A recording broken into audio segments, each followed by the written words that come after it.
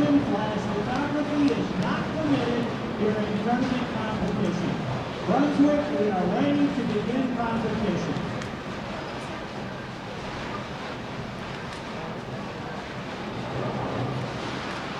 Bowlers at the sound of the bell, you can begin your event. Good luck and have a great time out there this afternoon.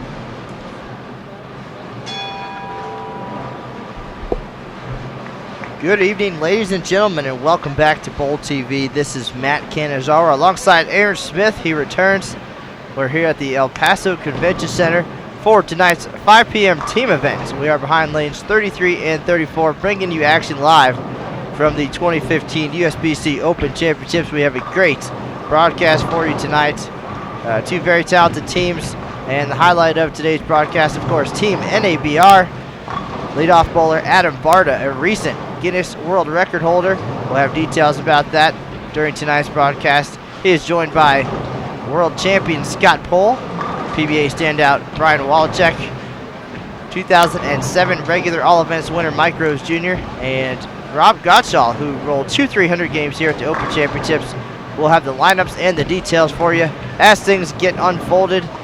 Sit back and enjoy. 3 games coming up here in tonight's team event. Big number on top of the leaderboards, but we'll have the rundown for you momentarily. And here we go, already underway. Adam Barta with a strike on the scoreboard. Again, we'll have the lineups and much more for you in just a moment.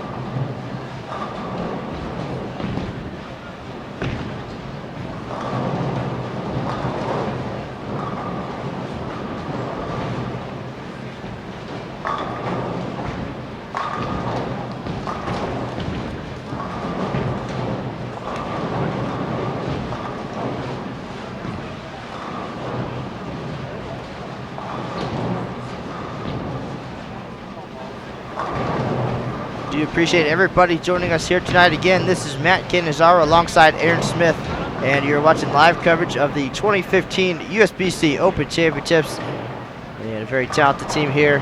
And Adam Barta promised that Barta Nation would be tuning in tonight, so we expect some big numbers here. Aaron Smith, welcome back. How are you today?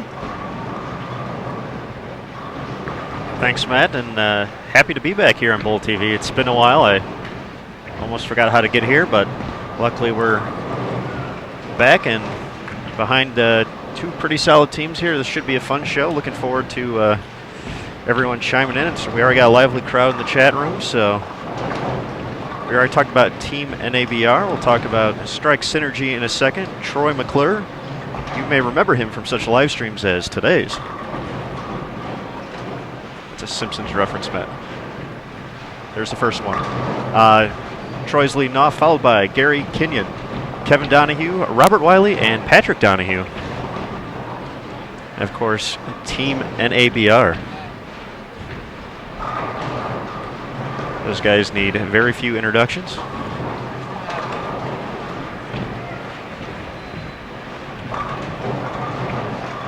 All right, again, the fans love Adam Barta, and he has his own nation. And I believe if there was a world war between the Horton Nation and the Barta Nation, I think Barta Nation is winning out these days. Adam recently set a Guinness World Record for most pinfall in 1 hour by an individual. That number was 2709.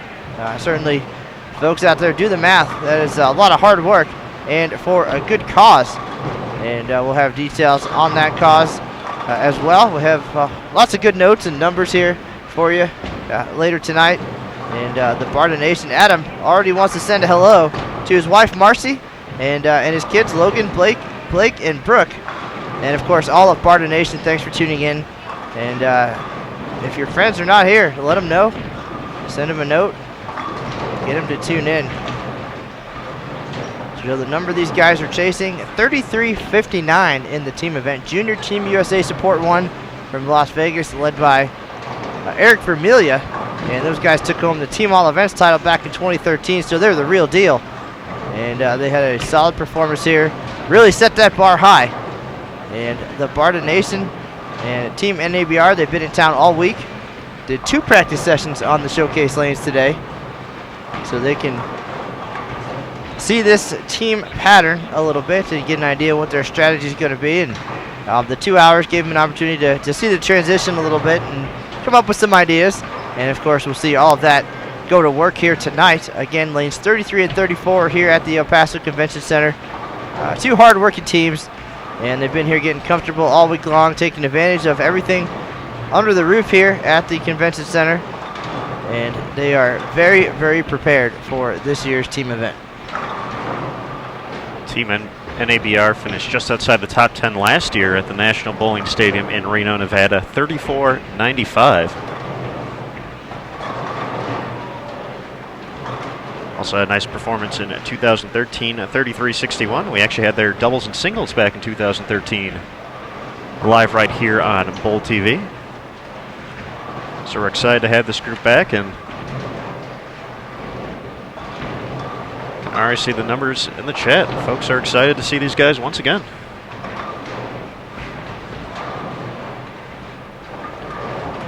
No doubt it's going to be a lively chat tonight. A lot of familiar names. And always a great addition to these broadcasts. If you do have any questions, feel free to drop those into the chat. We'll be happy to help answer those for you. Most often, the answers can be found on bowl.com on the Open Championships page, or go directly to bowl.com/openchamp. And you can find out all kinds of great information about this year's lane conditions, top scores, and much more. The latest news, we posted some earlier today, new classified doubles leaders. So you can read about those guys on the tournament page. And if Adam Barta has anything to say about it with shots like that, you're going to be reading about Team NABR on bowl.com later tonight.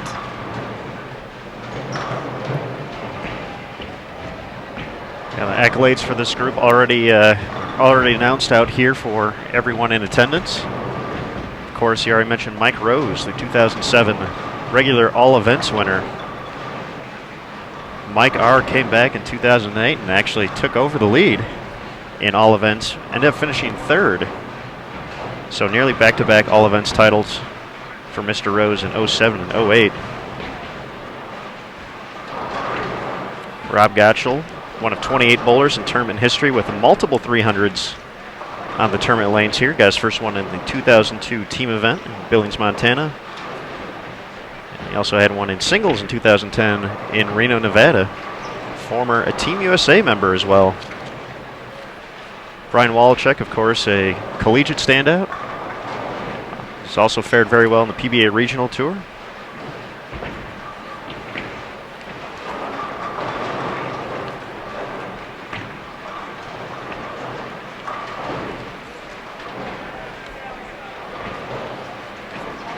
Scott Pohl back at the 2013 event, 300 in team event. Scott also a former Team USA member. He also helped Team USA take home the team gold medal at the 2006 World Bowling World Championships. It was the first title, or first gold for the U.S. since 1971. So these guys have been around the block, competed all over the world, and they're all here today.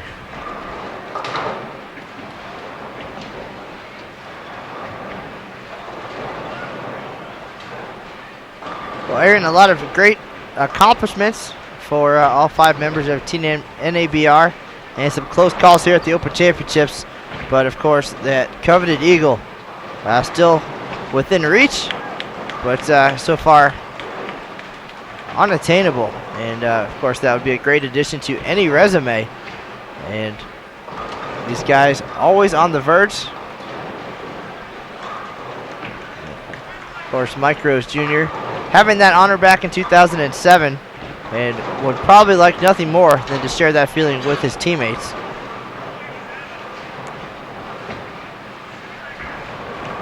It will take some hard work as Junior Team USA support 33:59 on a very challenging lane condition here in 2015.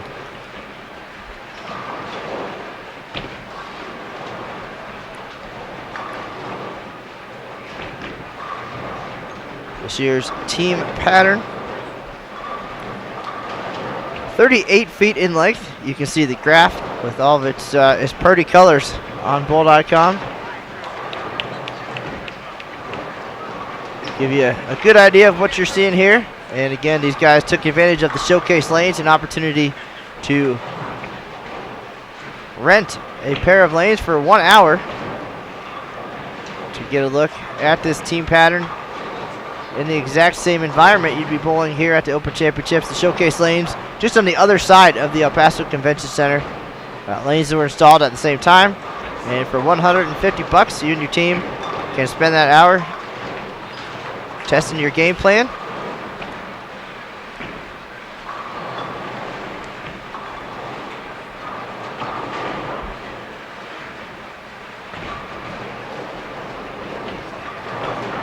And of course, new this year, if you don't have two teams or would still like the opportunity to get out there, you can rent a single lane, $75 for the hour.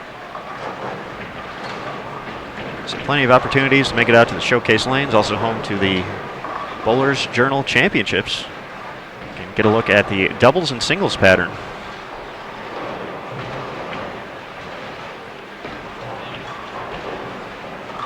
Well, these guys also took advantage of that, and there's a limited number of entries, of course, at the Bowlers Journal. Eight singles and 8 doubles, but they spent most of the last 2 days over there trying their hand at some extra prize money, and of course, as you mentioned, getting a look at the doubles and singles condition.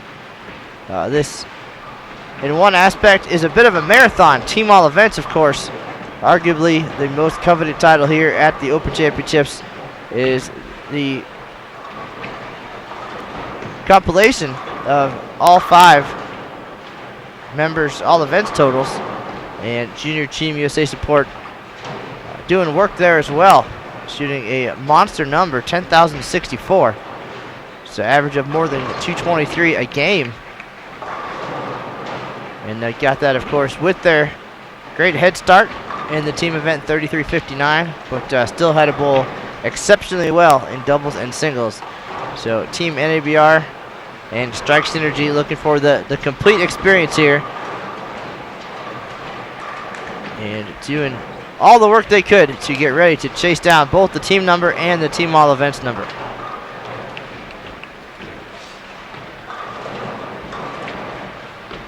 You also saw the live stream of Junior Team USA support number 1. Their doubles and singles was featured here on Bowl TV just a few weeks ago, so be sure to check out that archive when you're all said and done here today, and be sure to subscribe to us here at Bowl TV.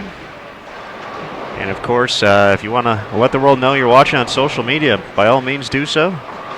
If you want to follow the USBC on Facebook, the sport of bowling is at facebook.com/USBC, on Twitter at USBC. Of course, bowl.com, your one-stop shop for all information. Bowl.com/OpenChamp, specifically for this amazing event.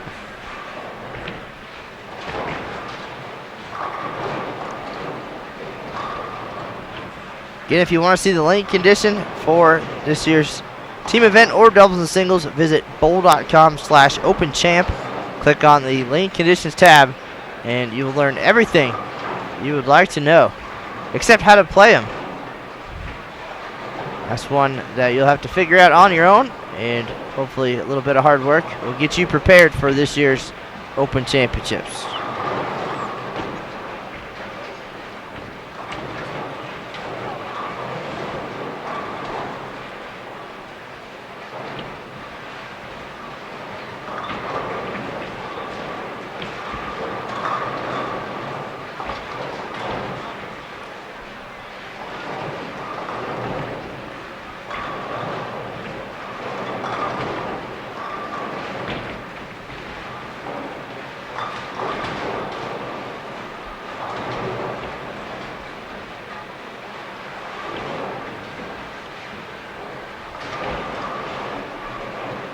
already up to 600 in the chat room, so I feel it's going to be an entertaining night, not only on the lanes, but online as well. So thanks for joining us. If you're just dropping in, this is Matt Canizaro alongside Aaron Smith, and we're here for the 5 p.m. team event behind lanes 33 and 34 here at the El Paso Convention Center. Aaron Smith just back from the Intercollegiate Team Championships in Wichita. Got to see many collegiate bowlers living the dream a little bit, and not just making it to, as we used to call it, nationals, but 2 teams, of course, coming away with national championships. And Aaron, we can see all that on TV coming up in just a couple of weeks. Is that correct? That's right, Matt. CBS Sports Network will be hosting 4 TV shows on 4 consecutive weeks, starting on May 4th with the women's singles. And then I'm not sure 100% what day May 4th is, but it's a Monday. So for 4 consecutive Mondays, starting on May 4th at 7 p.m. Eastern, be sure to check out CBS Sports Network to check out the televised shows. I'm not going to lie, a lot of excitement there. Wichita, a great host city, a lot of local media joining in as well. And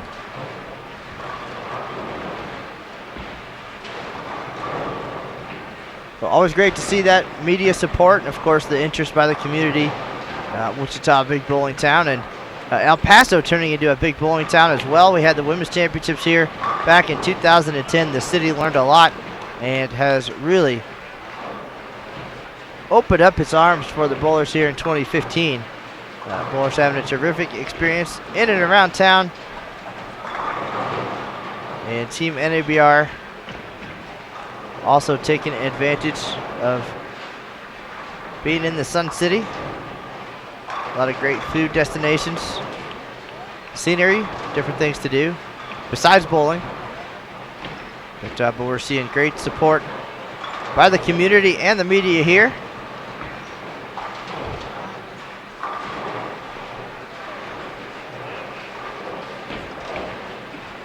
And of course, Wichita, you mentioned being such a terrific host city, will host the Women's Championships in 2019. It'll be the 100th anniversary of that event, so looking forward to being back with all that great coverage there.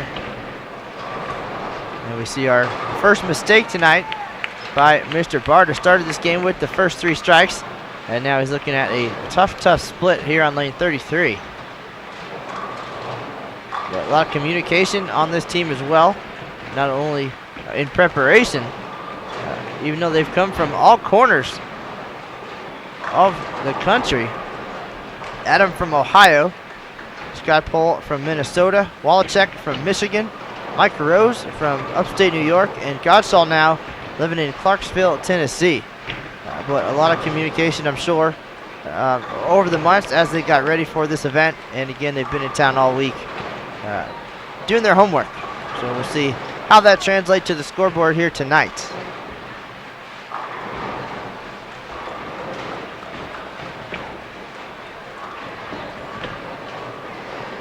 Scott Pohl 2 for 2 on lane 33, 34, not cooperating too much. He's got 2 splits so far.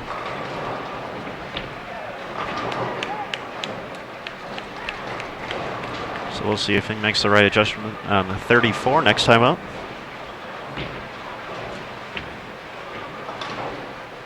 Speaking of collegiate bowling, here's a guy who knows a little bit about it, stepping up on 33.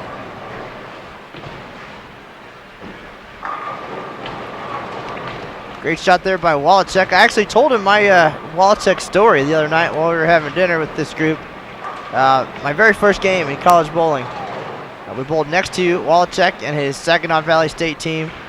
And I tried to keep up as best I could. My first game as a college bowler, he bowled 268. I wasn't far behind at 258.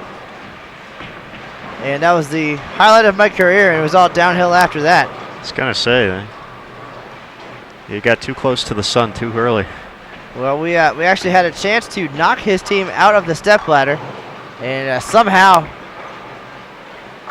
I was put in as anchor in Baker match play, and left the bucket and promptly missed it to allow them to go around us by 4 sticks into the step ladder. And my mental game has been pudding ever since. So I'll be okay sitting up here watching these great bowlers and bringing it to you live here on Bowl TV.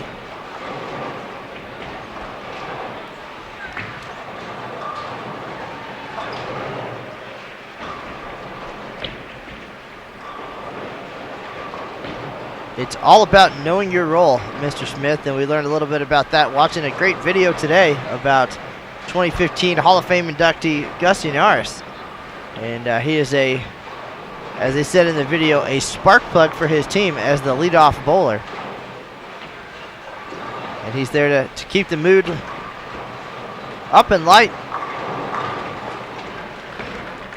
knowing that potentially somebody's going to struggle, and it's a matter of not letting that person bring down the team at all, and that's his role in that group. You'll see more about Gus on Bowl TV and on Bowl.com as he gets ready for his induction into the USBC Hall of Fame. It's definitely a great video, a cool story about how that legendary Lynn's Limited team came together. Some great work by Jason Thomas. I'm sure there'll be a few more as we prepare for the USBC convention coming up in just about a week or so in Omaha, Nebraska. Lucas Wiseman will be on site, so be sure to check out some of the excitement of that. Of course, the Hall of Fame induction is a big part of convention week, and always fun to see everyone's speeches and see the moment.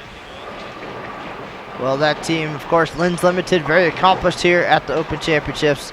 4 members of the team now will be in the USBC Hall of Fame, with Ryan Lever possibly not far behind. He's got 3 titles, but the rest of that group, Lenny Borsch, Gary Darashevsky, and Dale Traber.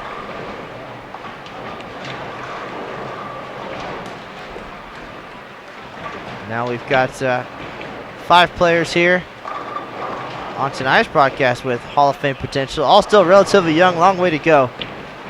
But they'll need to add a couple of Eagles to the resume if they're going to realize that dream someday. And things looking up here with 4 strikes in the 4th frame for Team NABR. Quick shout out to Mr. Michael Larson joining us today. He'll be at convention. So for any questions or concerns, find that guy. He'll be able to help you out.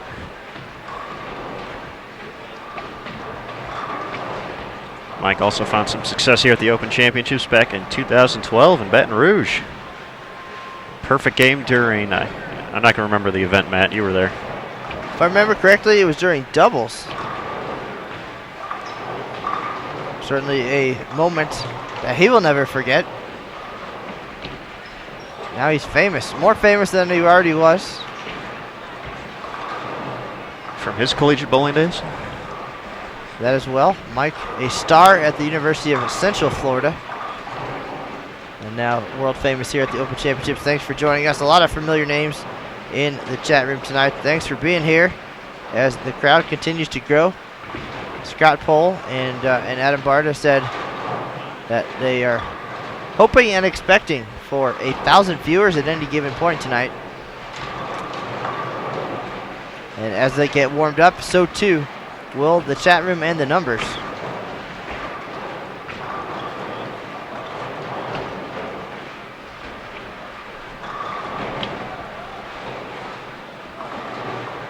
And another fellow live streamer, Mike Flanagan,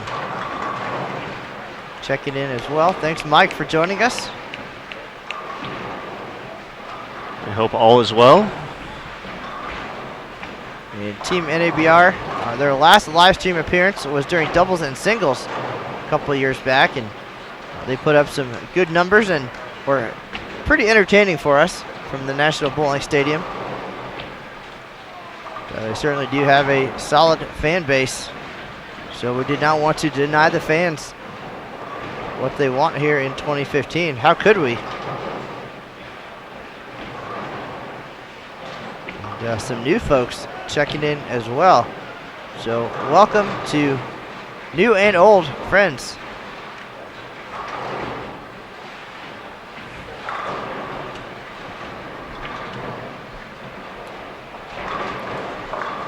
Again, Adam wanted us to give a shout out to his family back in Ohio. Wife Marcy and his kids Logan, Blake, and Brooke. And of course the rest of Barta Nation. It is a worldwide phenomenon now. The world record holder. Very active and a great ambassador for the sport of bowling. His Facebook page, Barta Nation, currently at 4,300 plus. So if we get a quarter of that, that's the mark he was looking for. Not too far behind. Already approaching the 700 mark here early on in game one. Only a few blemishes on the record for Team NABR to this point. So we've already had a pretty exciting night here at the El Paso Convention Center. We celebrated 50 years of competition with Jerry Stewart prior to tonight's team squad. 5 decades. He was the 176th bowler to reach 50 years here at the Open Championships. That doesn't sound like a lot, and that's because it's not. The great history of this event going back 112 years. We've had millions of bowlers take the lanes, and only 176 have made it 50 years. Such dedication, and we appreciate that. He'll be one of 12 to reach the mark here in 2015. And then later tonight, an 8:30 team event coming up. That squad features defending regular singles champion Lewis Jenkins Jr. from Oklahoma. He had a great turnaround last year in doubles and singles, shot 520-something in doubles, and everything came to him in singles. Over 300 game on the way to an 826 series. So he'll be introduced later tonight as our defending champ, presented with his championship watch, and then he'll get a few games to get settled in before we show his doubles and singles live here on Bowl TV tomorrow night. So back-to-back days again. Looking forward to that. That'll be at 8:30 local time, 10:30 Central. Or, I'm sorry, 10:30 Eastern. And that's our first 8:30 broadcast of the year. So we'll see if we can get the East Coast crowd to tune in and watch Mr. Jenkins.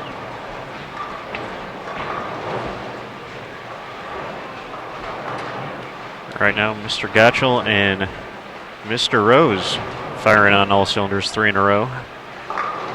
So we hit the halfway point in game one.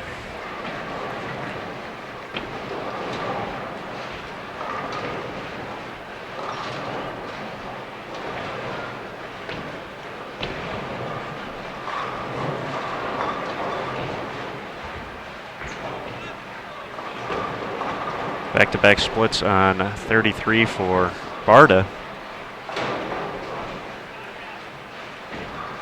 Here's McClure looking for 3 in a row of his own. He's got to hurry. So, of course, Mr. Smith will get the regular questions about what these guys are throwing, and as our viewers come out to the Open Championships this year and see the setup that we have here, we're way up at the top row of the bleachers, and an angle that makes it very challenging to see balls that aren't automatically recognizable. But Mr. Barta, a member of Hammer staff, so he'll be throwing equipment from Hammer and Ebonite International. Rob Gotchall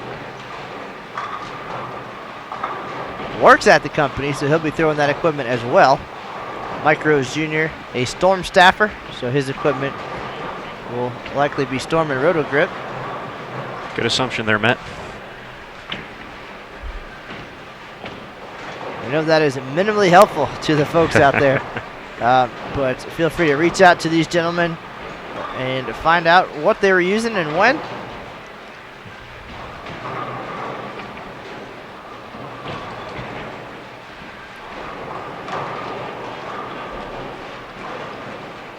We've had a lot of fun this week hanging with these guys, and of course meeting some of our viewers inside the venue. I've been out of the office a little more than usual, doing some different things, and with Aaron Smith away at the ITCs in Wichita I was the lone guy up here for Artistic Expressions title defense, the team champs last year, of course. And former Team USA member Derek Oaf was out there. We got to meet some Bowl TV viewers, and they got to see our setup a little bit, almost like a behind-the-scenes tour. We also had some great guests on.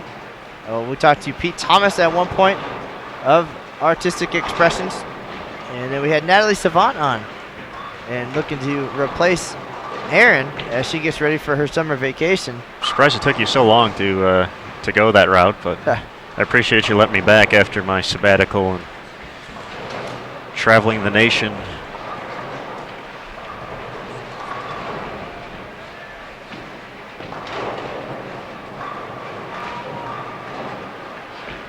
Well, we did survive, and Lucas and Erin worked hard out there in Wichita, and we got things done here. Also overseeing the women's championships, that event underway in Reno.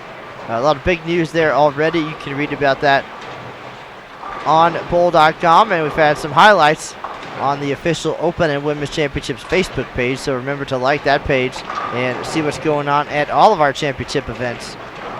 Get daily inquiries about folks heading to Reno interested in the new USBC Mixed, a 4-player team event, and doubles and singles for, of course, 2 men and 2 women, and then 1 man, 1 woman in the doubles event. But a lot going on in Reno and here in El Paso, and we're glad to bring that to you. Right now, we're live behind lanes 33 and 34 here at the El Paso Convention Center. We also have a few broadcasts scheduled from Reno. I'll be headed out there in late May. Aaron Smith with a trip scheduled first week of May. Yeah, in just about 2 weeks, we will feature our defending team and all events champions.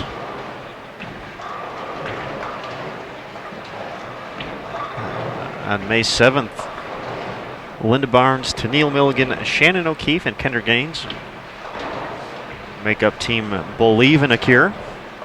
They put on a impressive performance last year at the Reno Sparks Convention Center. They'll be back to defend their Diamond Team title, and we will keep the cameras on them the following day. As Barnes looks to repeat as all events champion. She has 6 titles at the WC. So we'll be excited to bring that to you, along with a team event featuring Lisa Barfield, a standout from Washington, on May 10th.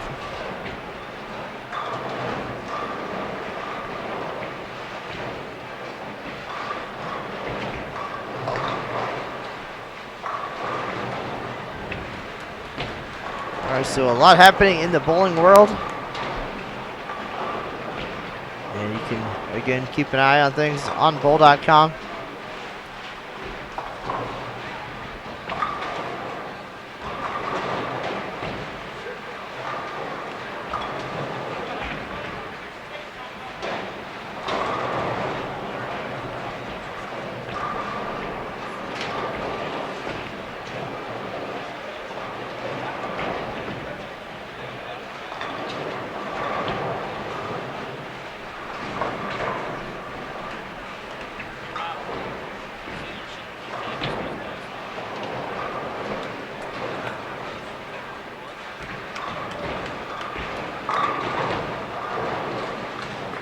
Shout out to Doug Becker and Dave Armstrong of Armstrong Printing. No doubt tuning in to get a little intel as they get ready to head our way soon.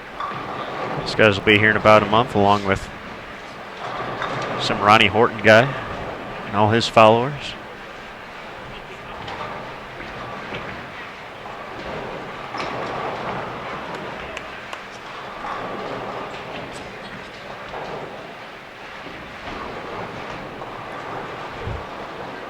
Barta bounces back in the 7th frame. He's had some trouble on the left lane his last 2 frames. So Aaron, here's a question for you. If we could get Adam Barta and Ronnie Horton to make nice and have their nations come together as companion teams, would that then be the United Nations of bowling? I think that would cause the internet to explode. Ah. So many hashtags.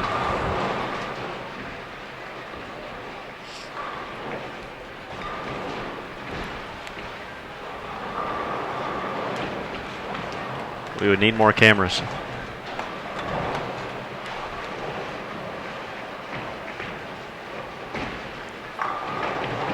Perhaps we could time it around Lucas Wiseman's visit to the Open Championships and have dueling live streams as well.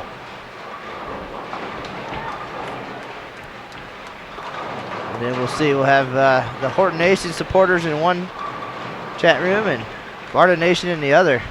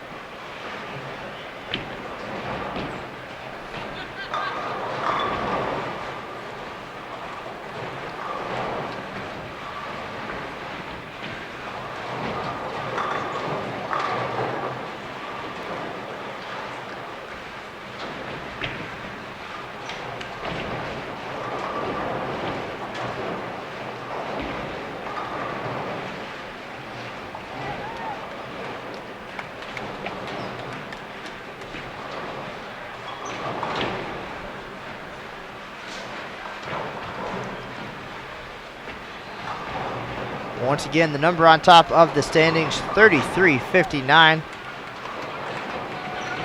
Doesn't sound like much based on recent years, but certainly well earned by Junior Team USA support. And right now, if you can get to 3,000, it's a pretty solid number at this year's event. That'll get you inside the top 20 for sure. Top 21 right now, looking at the online leaderboard. So only 21 teams plus so far. More than a month and a half into the 2015 event here in El Paso.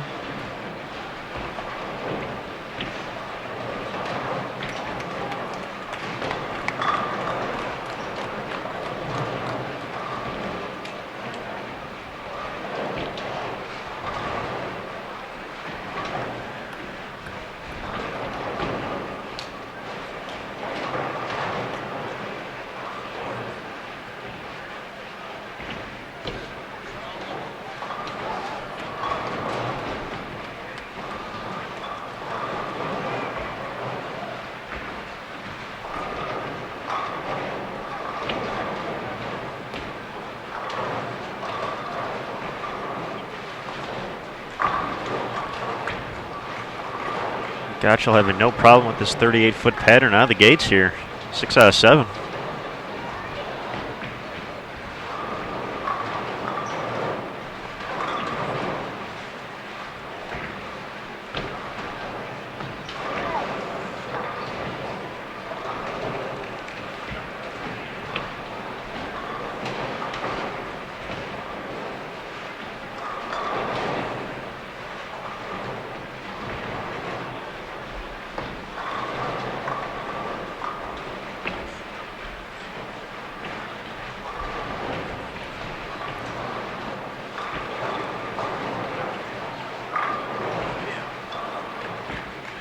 Nice shot by McClure there to kick off the 8th. They have a nice nice group in the stands as well. Checking these guys out. Led by Pete Barta.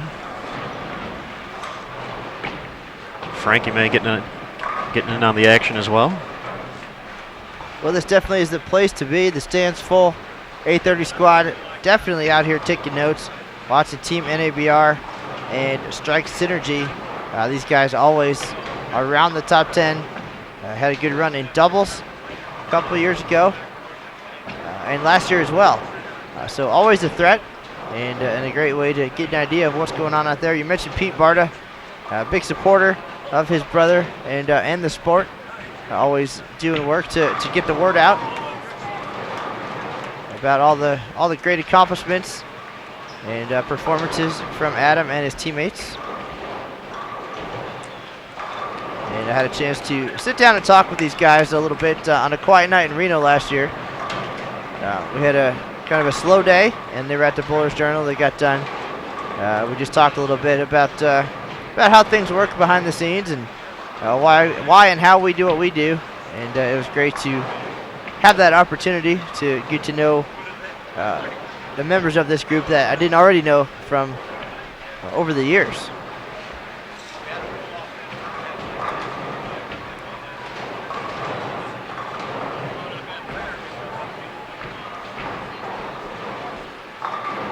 Great shot there by Scott Pohl. Pohl, of course, a close friend of Matt McNeil from back home in Minnesota. And definitely had a role in developing Mr. McNeil into the player he has become here at the Open Championships.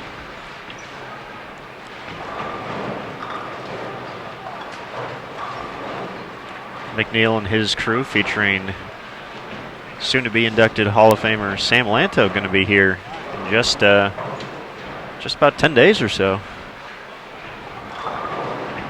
This guy's always a threat to make a run at the top of the standings, and I'll certainly expect no less this year.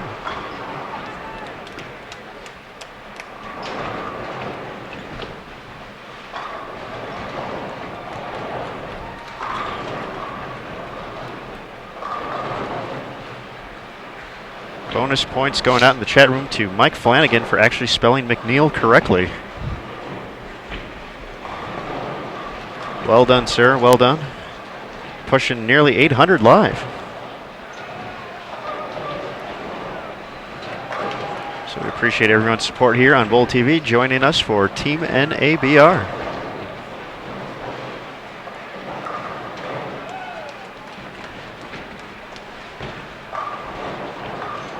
So some folks setting the number for tonight in the low 3200s. And that certainly would be a terrific performance on a tough 38-foot lane condition. We get him into the top 10 and give him a nice head start heading into doubles and singles. However, that would leave him needing to be plus 800 tomorrow. That is a monster number Junior Team USA support put up in team all events, looking to claim its second TAE title in 3 years. Great shot there for a double. Hashtag Mike R in the chat room. These folks having fun. I'm sure Mike's having fun throwing shots like that.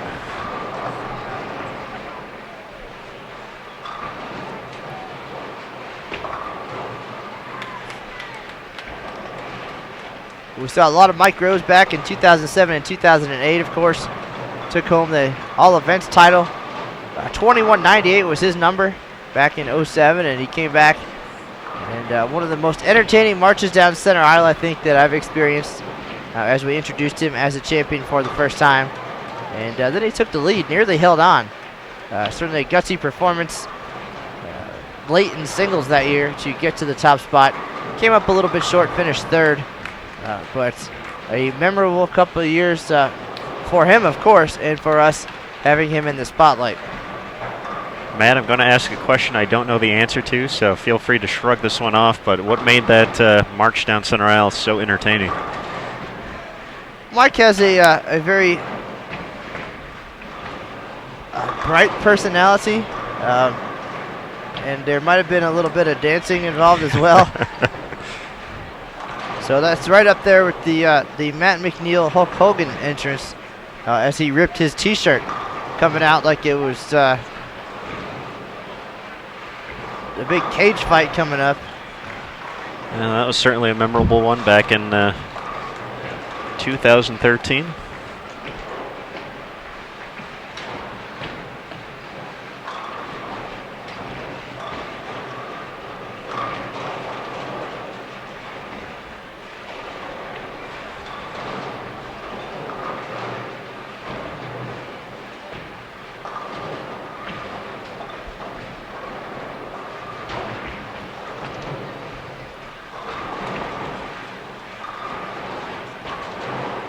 Aaron, I had some fun this week too, looking through some old pictures in our archives, and started kind of a throwback thing that we're going to do on the Facebook page, I think.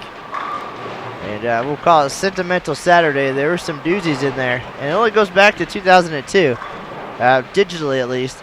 I did come across one that was pretty entertaining. It was actually filed as Rob Gotchall 2002 when he bowled 300 in the team event. And I sent it to him, and kind of chuckled at how much he's changed over the years, but it definitely wasn't him. But very entertaining to see that, and he thought it was pretty humorous as well. But we'll continue that based on the response, and we've got enough material in there for the rest of our Saturdays here at the Open Championships. Of course, this year's event kicked off on March 7th and will run for 128 consecutive days, wrapping things up on July 12th. And during that time, more than 7,300 teams headed our way, and many, many great names yet to come here in El Paso.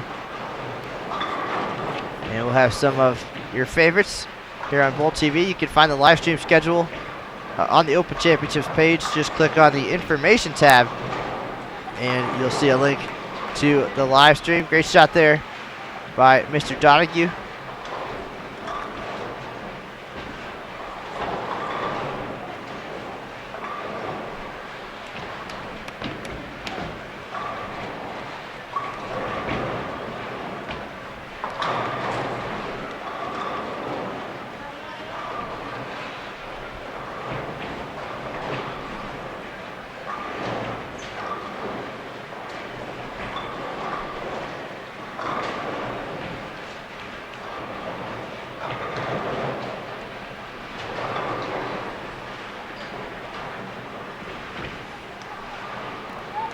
So far, from what we've seen in our top 10 at least, getting past that 1,000 mark, very crucial.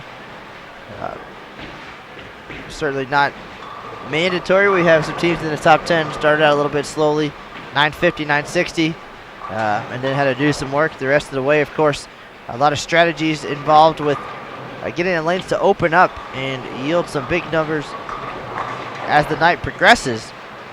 But for Junior Team USA support on the way to the top spot, started big and only got bigger as the night progressed, and that's how you get to the top of the standings. Everything has to come together for you and go perfectly. And talking to our defending champions, Artistic Expressions won. Their strategy was good.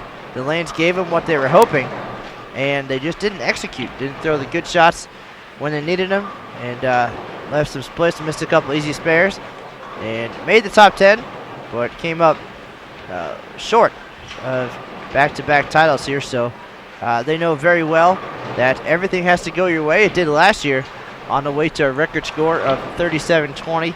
Everything fell into place. They got the breaks. They made the shots when they needed them. And this year just didn't do that. They know, admittingly. And they'll be prepared and ready for next year. That's the cool part about this event, of course. You just get one shot at it, and then regardless of what happens, you have a whole year to think about how it could have gone differently. All right, stepping up into the 10th. Team NABR still has 1136 out there with a big 10th frame. So that would be ahead of pace of Junior Team USA Support 1. They had 1070 in the opener, proving every game 1093, 1196 to that 3359 total. We'll see if Barta can get it started off the right way here.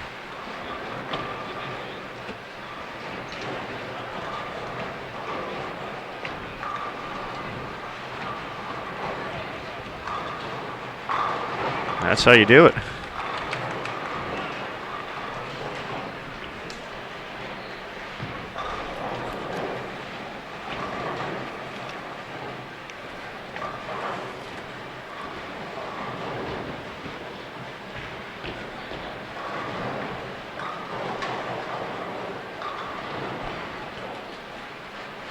Barta's had a very steady career here at the Open Championships, has never been under 1800.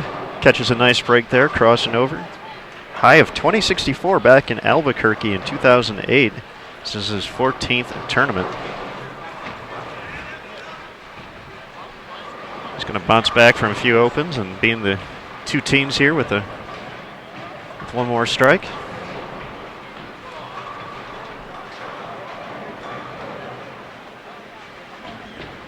Adam's going to go to the bag and grab something for the fill ball here. See if he can get a different reaction. I don't think his reaction is too bad. A lot of strikes on the board, but those misses were very costly, of course. But he finishes strong with the last 4 for 213.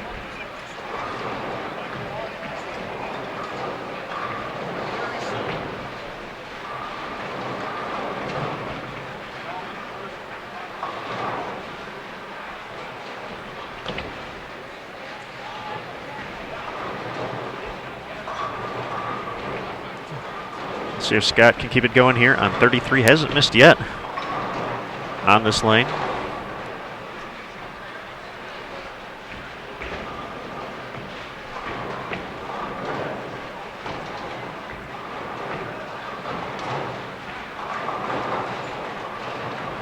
I spoke too soon.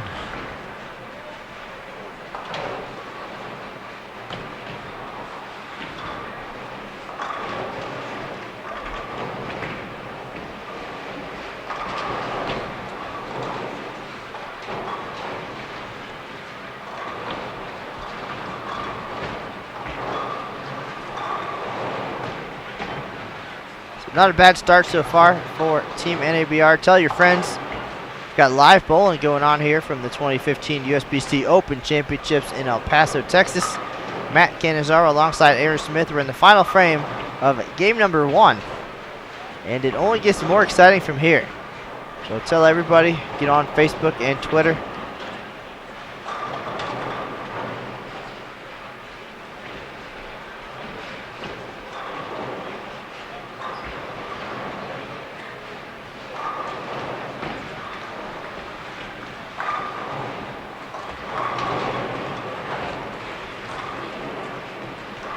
Familiar names checking in. Jeff DeMunk, Richard Fairley, Chris Hans, we just saw him in person a couple days ago. Andy Mills, Dave Armstrong.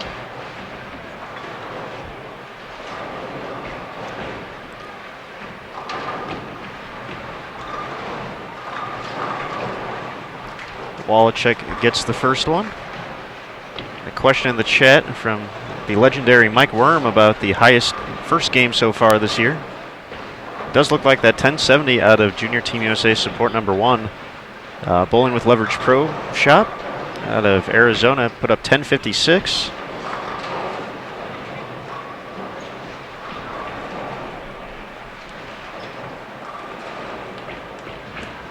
And a few others. The Bowlers ER out of Des Plaines, Illinois, 1043. Those are some of the higher ones, so these guys definitely have that out there right now.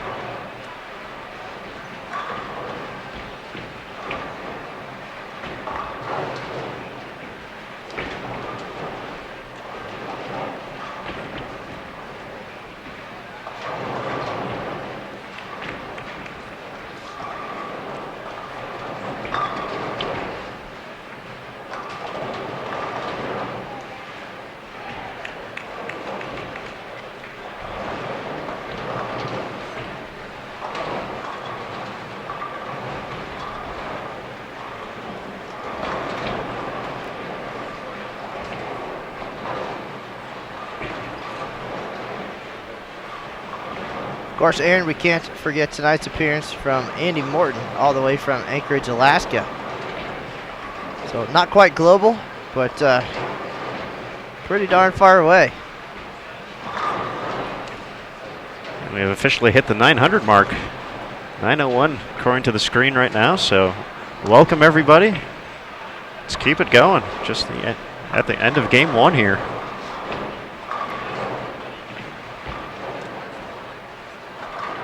Team NABR looking to put themselves in a good position out of the gates here.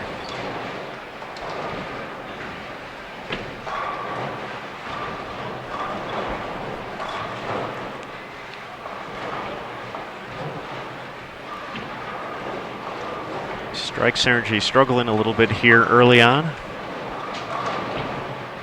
Robert Wiley looking at a 710.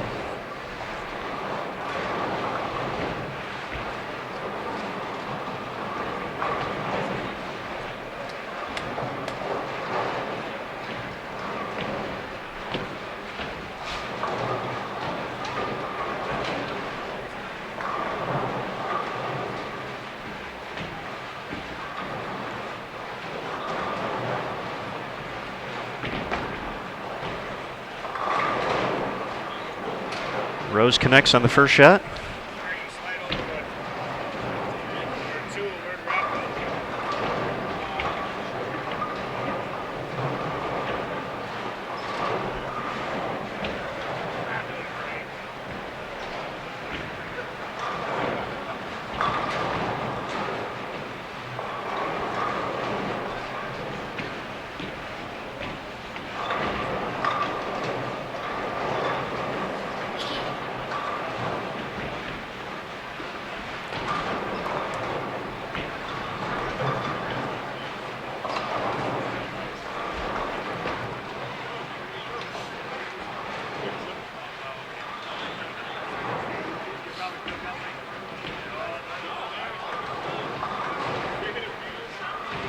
Rosen able to get the 4 out on his second offering.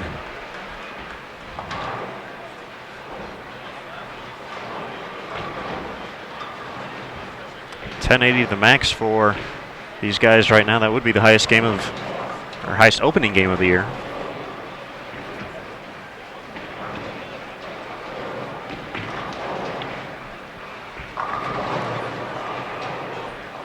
Another 7-10 on 34. Donahue already had the first one.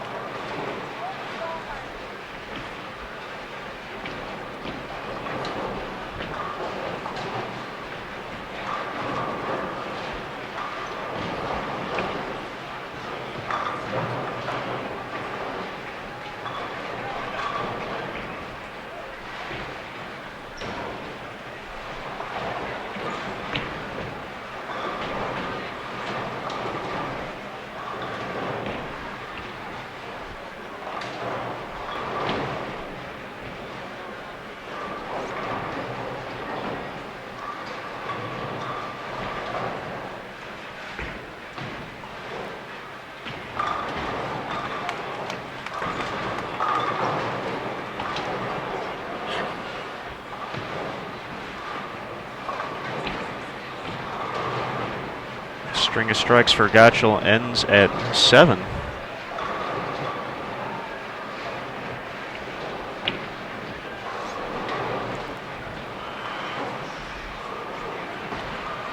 Still has 250s out there with the conversion.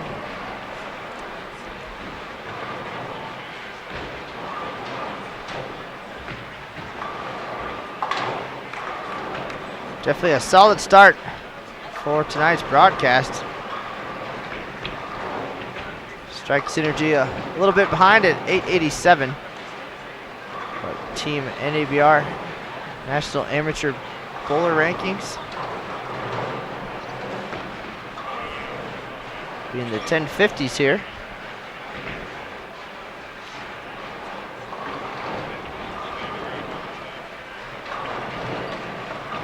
I'm sure folks aren't surprised to see this kind of performance from these guys.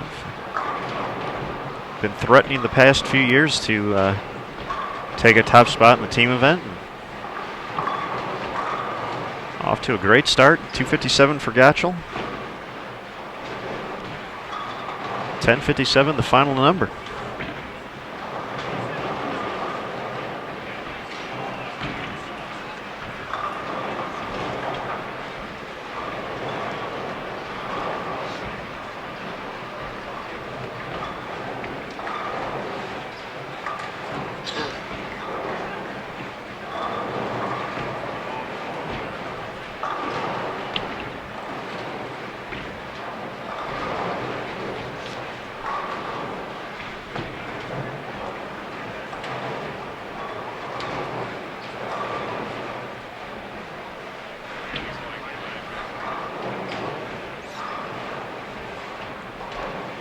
Game 2 already underway. Things are moving along. Once again, you're watching the 5 p.m. team event here from the 2015 USBC Open Championships. Matt Canizaro alongside Aaron Smith. Thanks for tuning in. Tell all your friends. Still got 2 games to go. And we've got some talented players here off to a great start. 10:57. Definitely putting them in the hunt 33.59, the number on top, and they're just 13 pins behind the pace of Junior Team USA Support 1. Those guys shot 10.70 to start things off. Only got better from there on the way to the top spot, but every pin a nice head start towards Team All Events as well. So definitely a lot happening here all at once. We appreciate everybody joining us here on Bowl TV.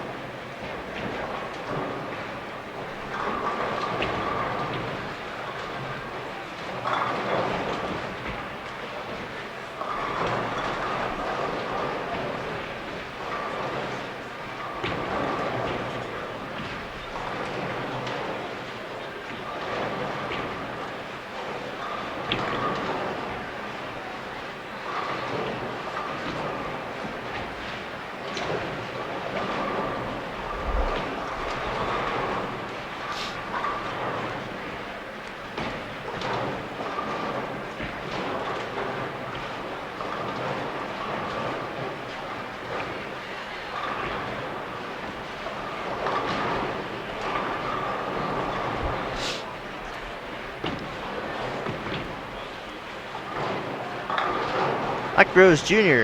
trips the 4 and the 10, makes it 3 in a row for Team NABR.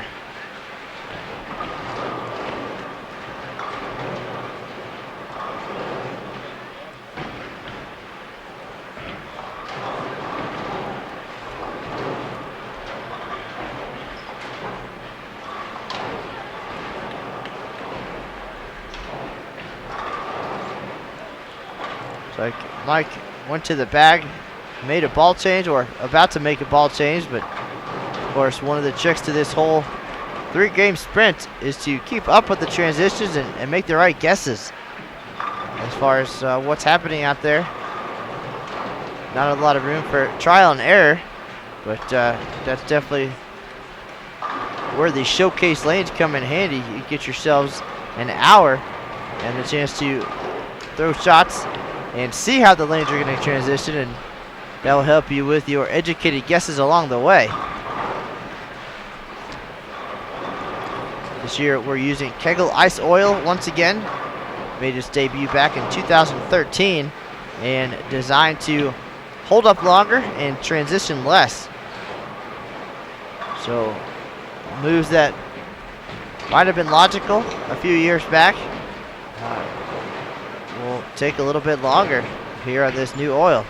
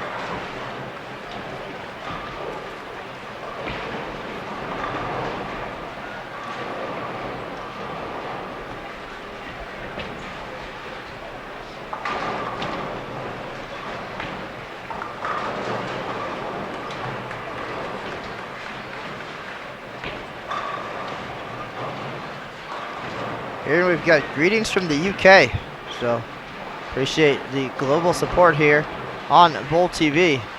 Some Great bowlers tuned in at the right time. Trying to make a run here. 33-59, the number on top.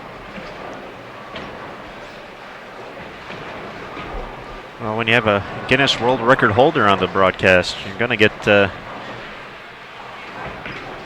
support from all over. So.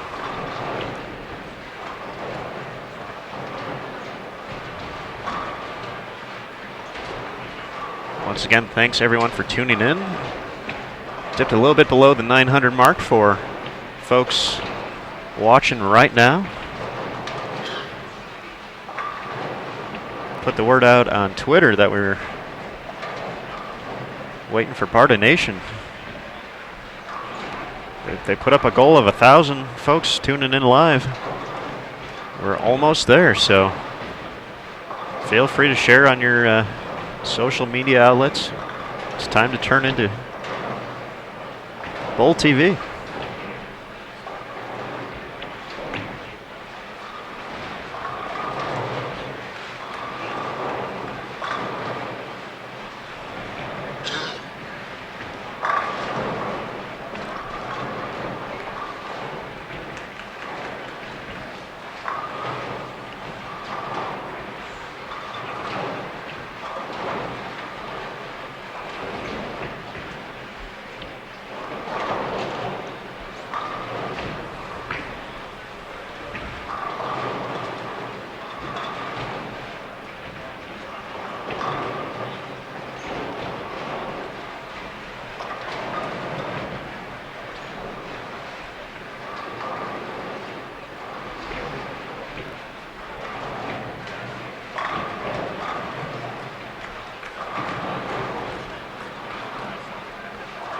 No letdown early on here in game 2.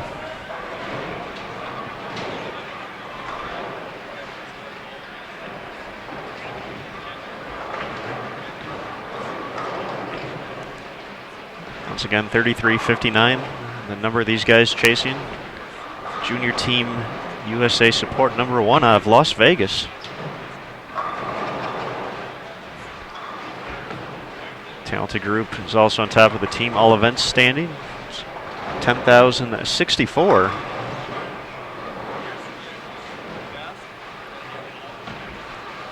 One member of that group, Anthony Lacaz, looking to become just the second bowler in tournament history to win a title 3 years in a row. Looking to join USBC Hall of Famer Les Sykes. Accomplished the feat in 1962, 1963, and 1964.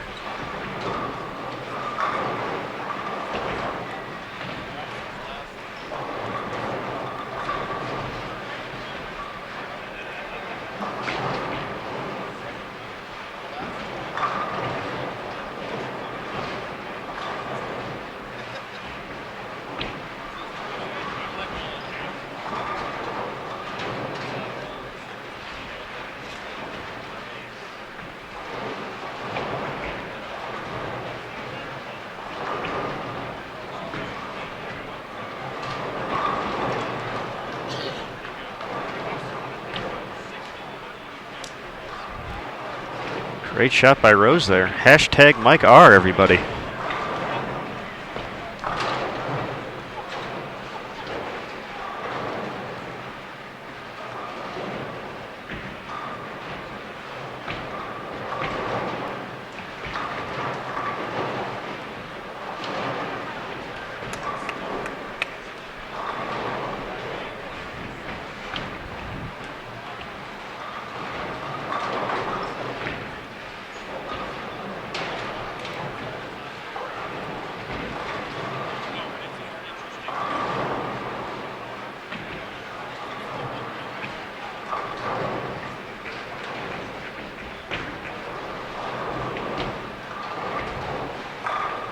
So Gotchall going to step up here on lane 34, trying to make it 5 in a row. As these guys try to get some momentum going on their way to 33-59.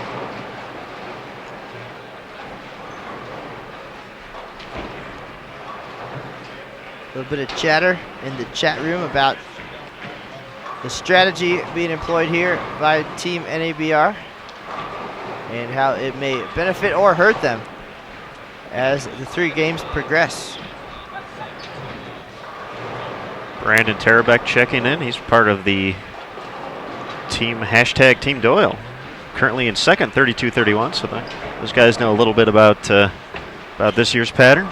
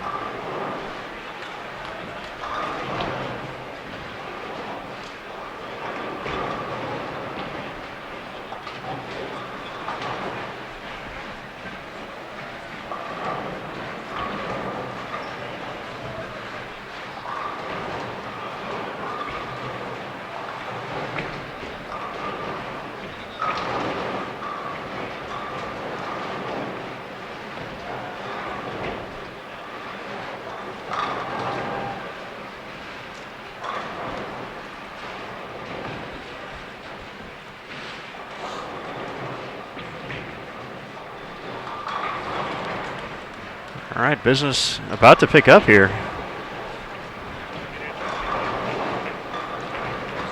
Impressive start to game number 2.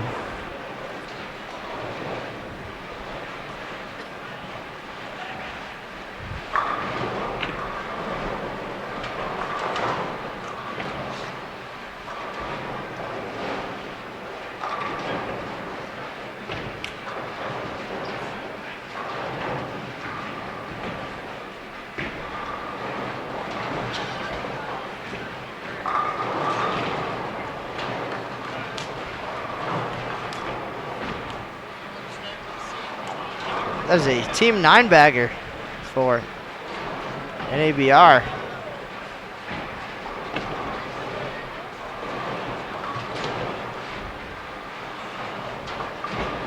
There's definitely going to be some chatter here in a minute. And no doubt Eric Vermilia and crew getting some text messages and phone calls at this point. 33:59 is the number. 10:57, a terrific start. And Gotchall looking to make it 10 in a row here for his team. Mixes them up, gets it done. Still a long way to go, of course. Just partway through game number 2. A lot of things have to happen right for Team NABR, but they're doing everything to put themselves in position 2 spares, and the rest strikes so far through 3 frames.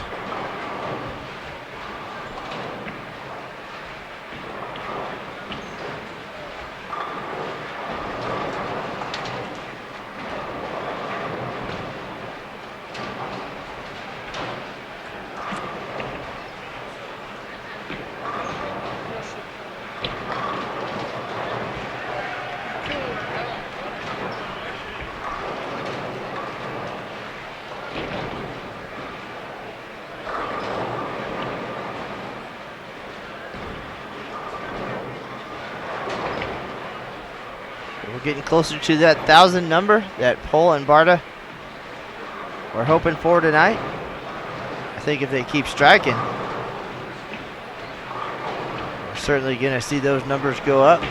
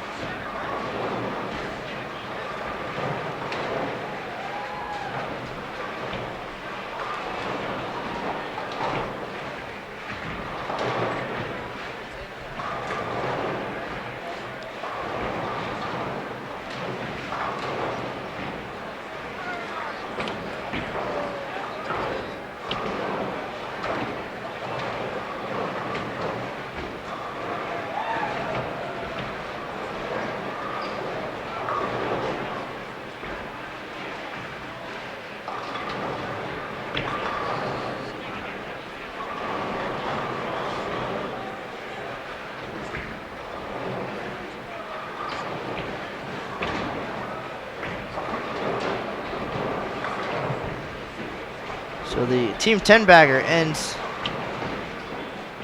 abruptly. Barta with the spare, and now Scott Pohl. This spare not easy by any means.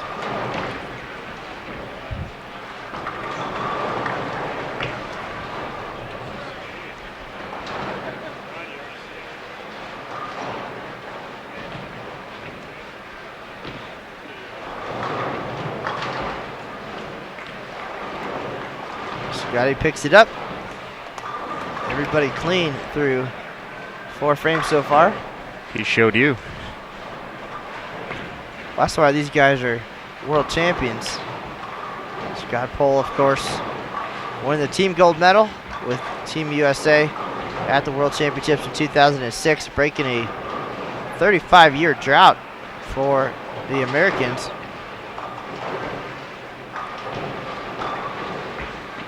There's a reason that he's on that side of the camera and I'm on this side. Or there's a lot of reasons, but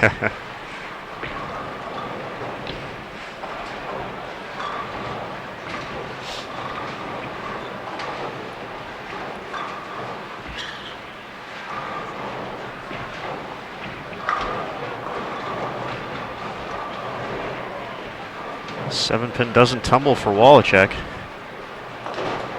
And we'll get it up the hill, but not quite enough to carry.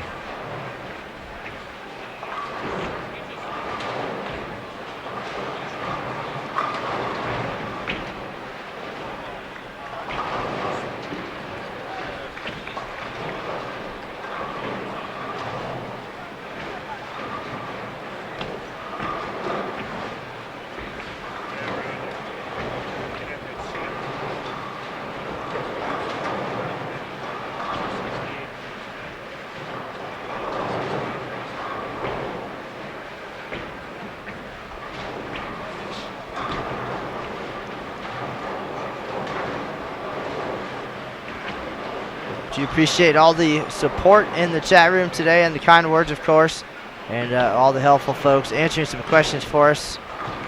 Jody Van Loo, thank you for helping Karen out with the webcam situation, and Ben Cleveland, thank you as well.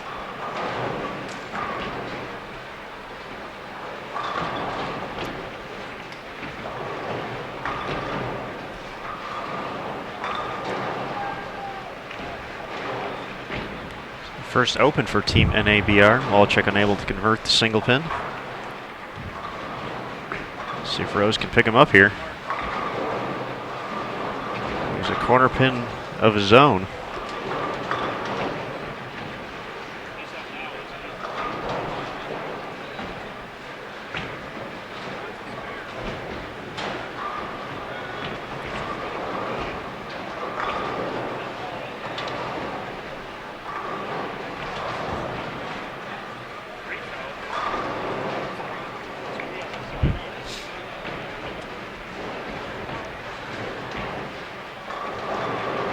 I'd like to take an opportunity to thank our gold industry partners here for the 2015 Open and Women's Championships.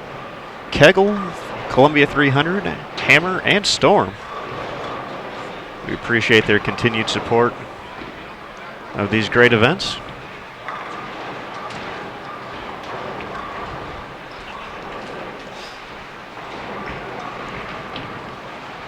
So we get a look at Rob Gotchall here on lane 34.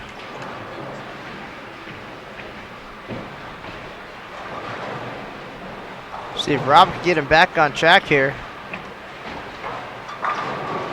He rings a 10-pin. Great shot there. But 0 for 5 here in frame number 4. And we talk about transition, and we've seen a couple good shots here not go well. And then a couple of head scratchers. But Barta already up on the left lane, trying to get back. And lucky break there, trips the 4, leaves just the 9. So all part of the game. Of course, the invisible defense out there, the oil pattern. And with every shot, that oil is going to move around. And oftentimes, the team that guesses best is able to maintain the momentum.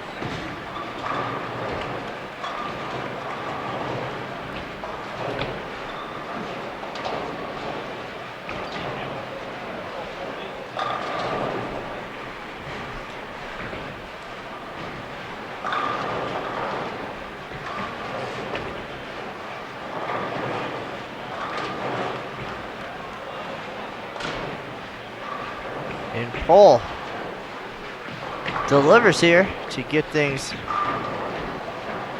back where they hoped it would be after 6 consecutive non-strikes.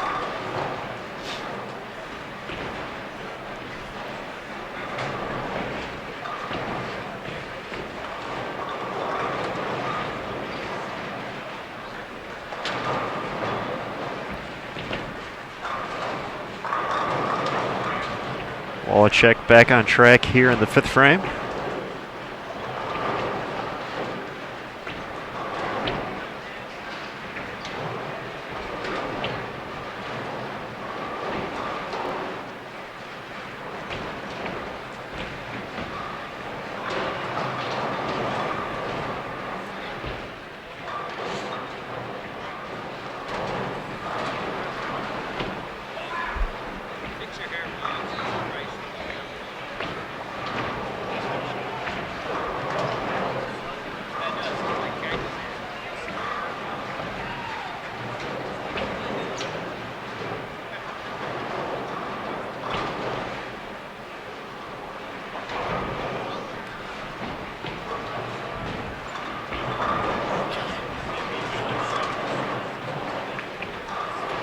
Mike Rose gets a little air on that one.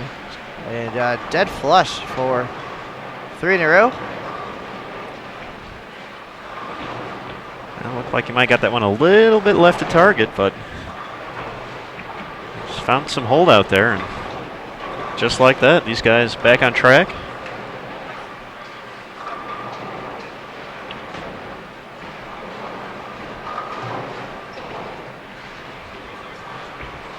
So that was unintentionally clever, by the way. We keep saying on track. That's Scotty Pohl's pro shot there. The on track pro shot.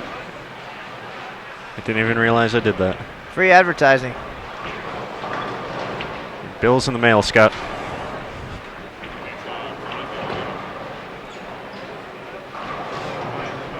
Of course, we want to give a shout out to Scott's daughter, Allison, tuning in from Minnesota. Allison, welcome.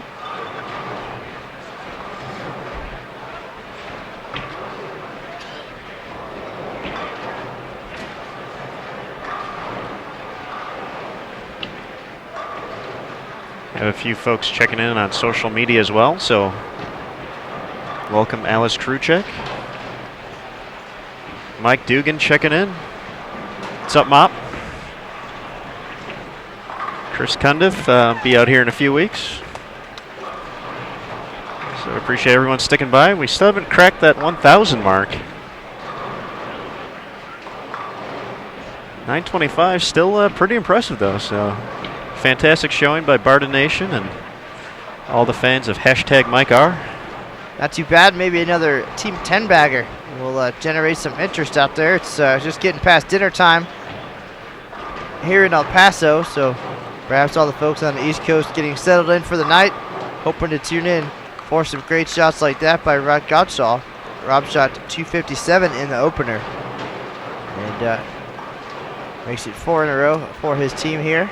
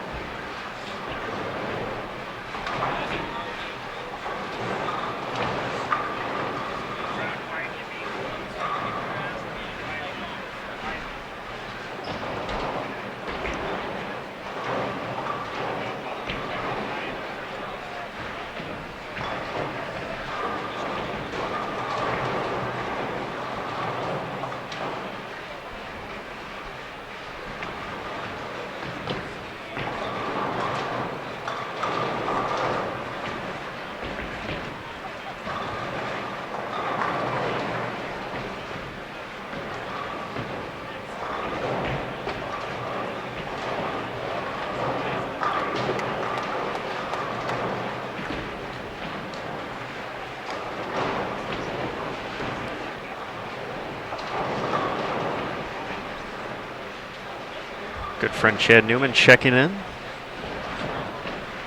Guess he's working very hard at the pro shop today, so.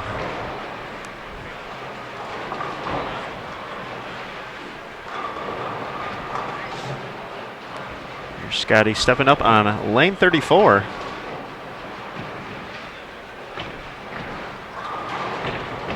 Four out of 5 so far here in game number 2.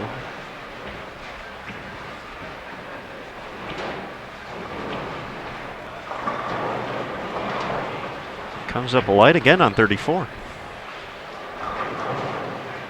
So Aaron, if these guys are going to get to the top spot on the leaderboard, they're going to have to average 11:51 here in games 2 and 3. A tall task, of course. 33:59 the number. 10:57, just 13 pins off the pace set by Junior Team USA Support 1. But 11:50 is a big, big number. We've seen ND Storm, our initial big number team leader, shot 12:23 in game 3 to get to 31:49 and set the pace early. And everything went right for them there as the lanes opened up. A little bit of a slow start. These guys tonight got the big start that you're going to need if you're going to take home a team title here in 2015. And it's just a matter of maintaining that and, of course, battling through the transition, making the right guesses to stay on pace. Junior Team USA Support only got better each game, closing with 11:96.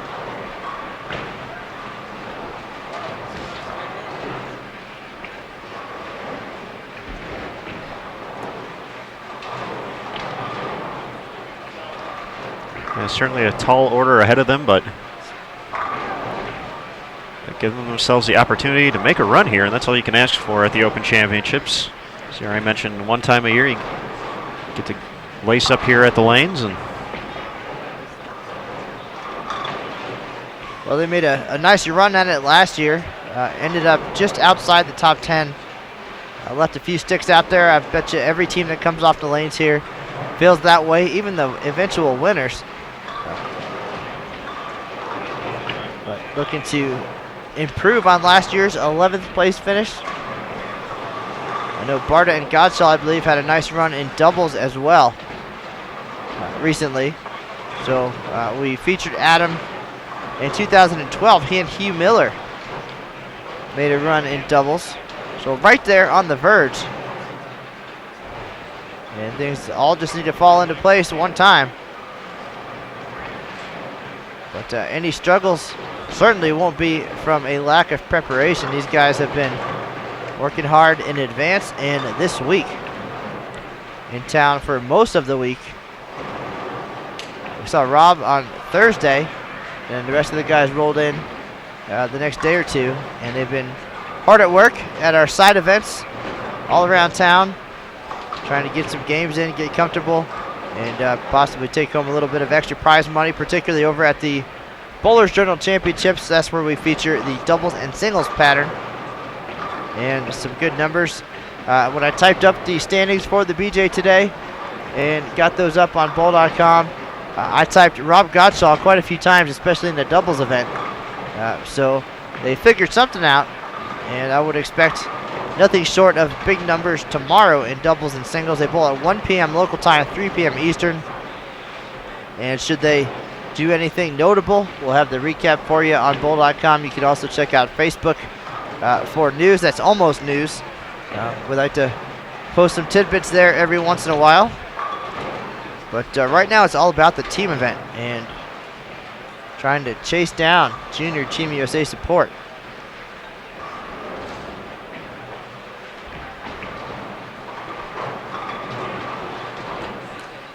that's why you wrote Rob Gotchall's name down a lot, Matt. Shots like that right there.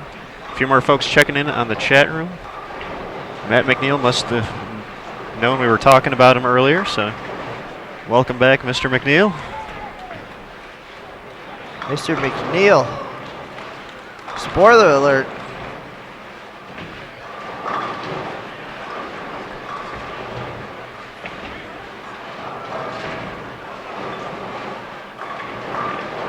Adam covering his eyes after that one, but it looks good up on the scoreboard.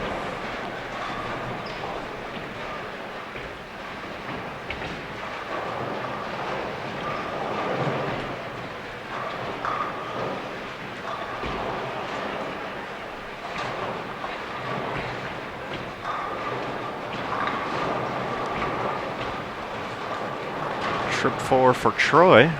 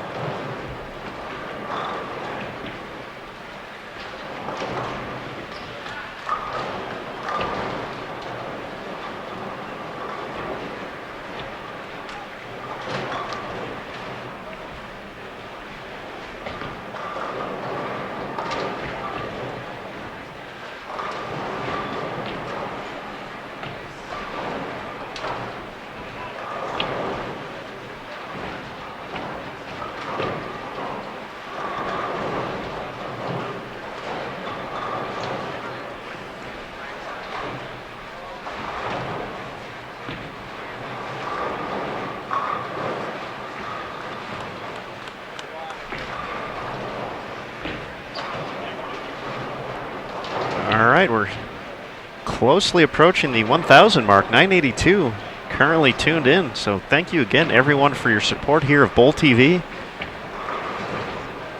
As we get to see Team NABR make the run at the regular team lead, 33-59, the current number. These guys are setting themselves up for an exciting third game. So if you haven't already, let some folks know you're watching Bowl TV and this fantastic crew of guys as they make the run at the leaderboard. We definitely appreciate the support.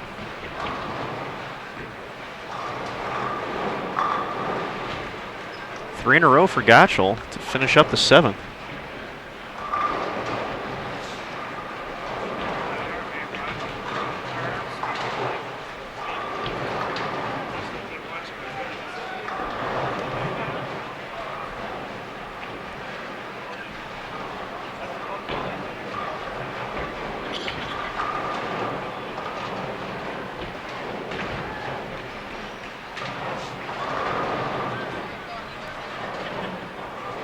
Once again, team leader, 33-59.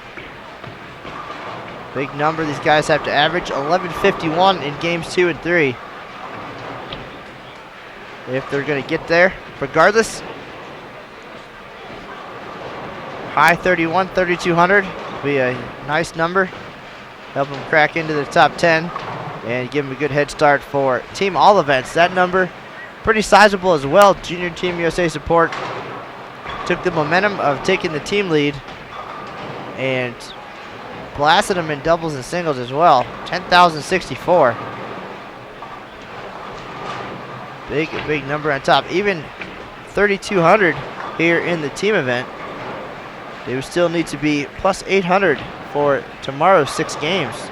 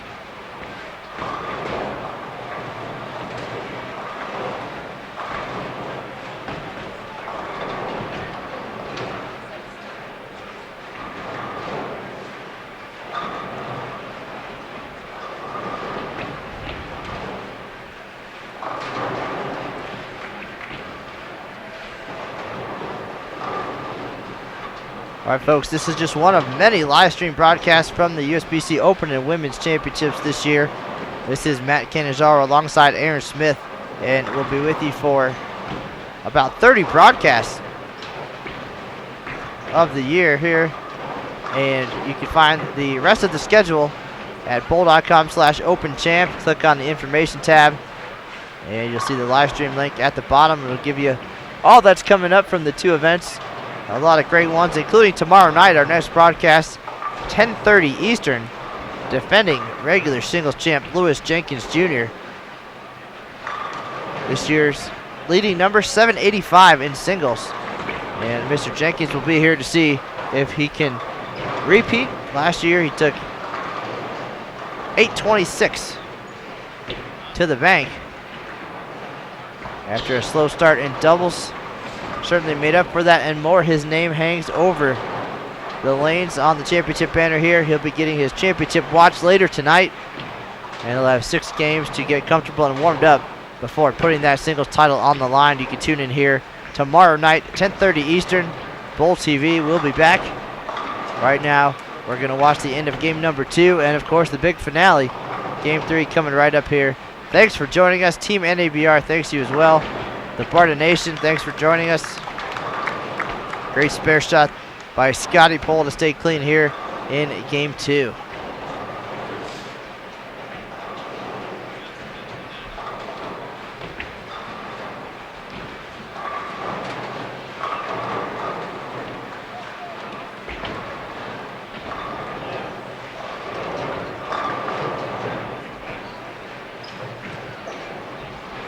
we're already looking ahead towards next year's live stream schedule, trying to be proactive and watching teams as they come through, taking notes about when they come through.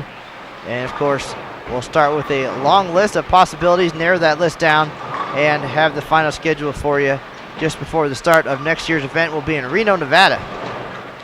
And we'll kick things off there in early March. And we'll run through July once again. Registration already open for the 2016 USBC Open Championships and the 2016 Women's Championships. New thing going on is that as you sign up your teams for 2016 here at the Open, you'll get a guaranteed window for when we head to Vegas in 2017. So you'll have, based on the Women's Championships this year, 60 days to secure the same dates and times for the 2017 event. So there's some incentive for coming to Reno in 2016. Details can be found on bowl.com. If you have any questions, please let us know. We are available, as Aaron mentioned earlier, on social media. Feel free to reach out. Matt Canizaro, USBC on Facebook, or find us on Twitter at USBC Aaron and at USBC Matt.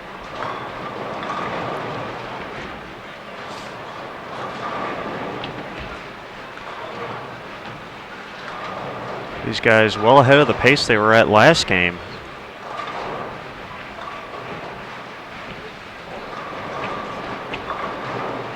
Just one open through the first 8 frames. Gotchall after 257 in the opener. Still firing on all cylinders. Just 2 ring 10 so far this game for him.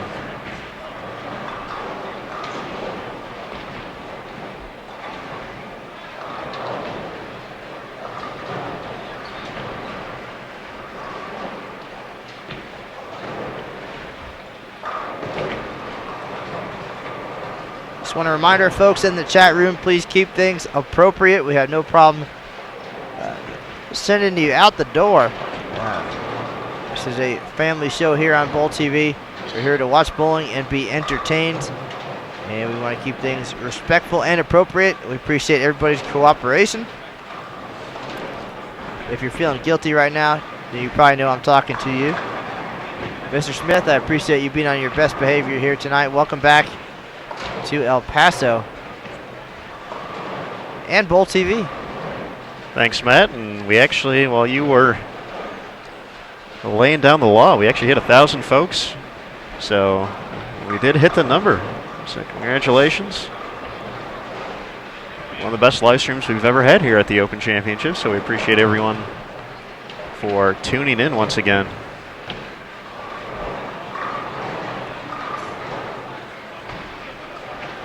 Barta Nation delivering.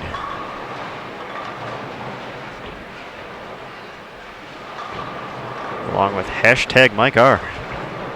A vicious messenger there from Barta. Set up the foundation frame. That's how you knock down more pins than anybody else in the world in an hour. Throwing lumber.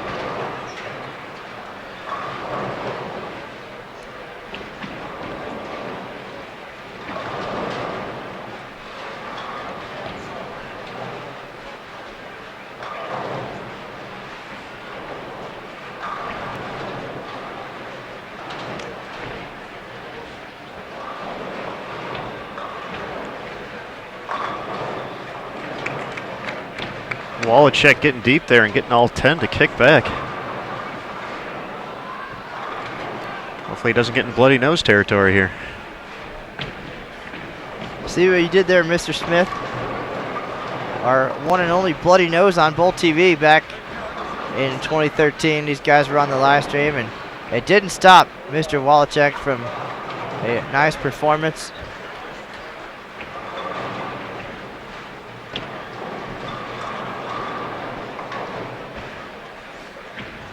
All right, had someone ask in the chat room a quick update on the max score.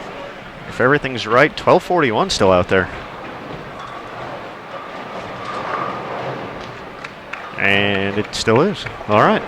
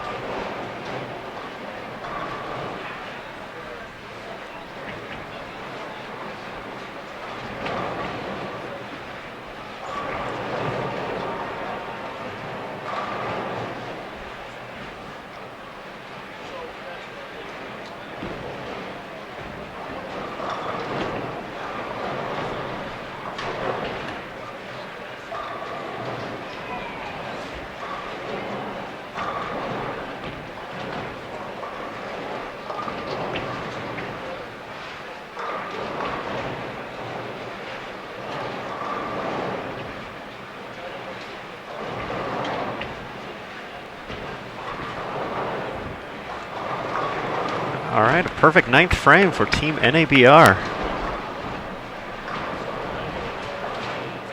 These guys looking to put themselves in unbelievable position to make a run here in Game 3.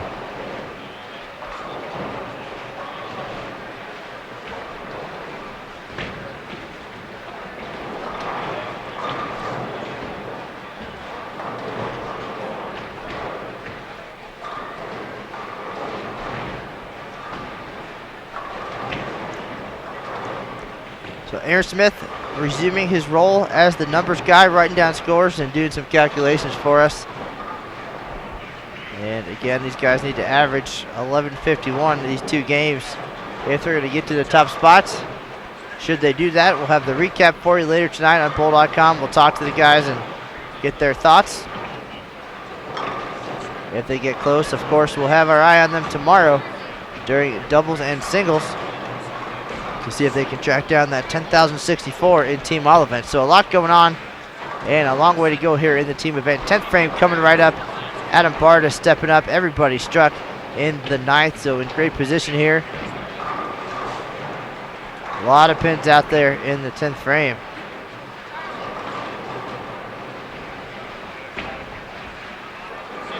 Yeah, 1241 still the number out there. With a whole lot of doubles and good fill. So I'll put them well ahead of pace of what junior Team USA support number 1 was looking at as they made their run at 33:59. We'll see if Barta can get it started off here.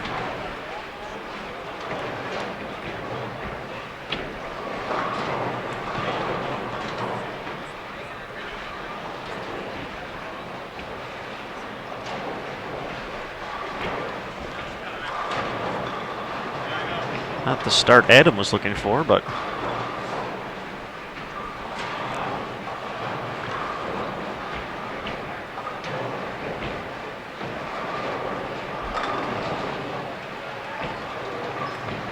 getting close to 1,100 as things getting exciting here. Team NABR, very capable group. and making a run here. So Barta loses about 20 pins there. 1,200 still possible.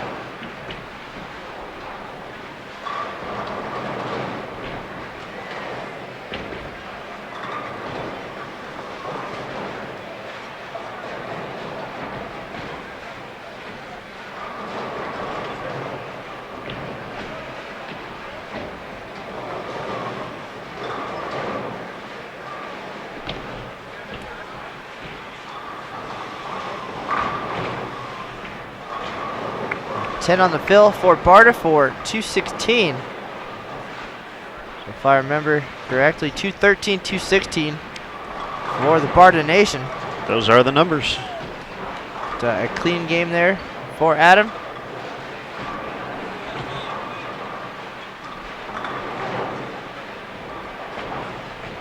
And the stands overflowing with folks checking out this 5 o'clock team event. It feels a lot later than 5 o'clock, but the 8:30 squad already in the building, getting ready for our next team event. That will feature an award presentation for defending singles champ Lewis Jenkins Jr. And while we're talking about that, Scotty Pohl with the 4.67. So a lot of hammers out there in the 10th frame, as Mike Flanagan mentioned a minute ago, and so far 0 for 2 on capitalizing on those 9th frame strikes for Team NABR.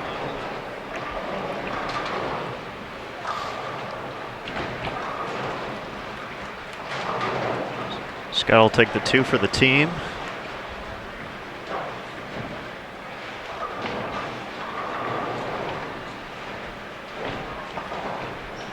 They'll drop their max to 1189.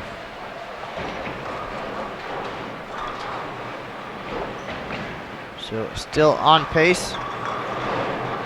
And we've seen quite a few teams only get better as the nights progressed.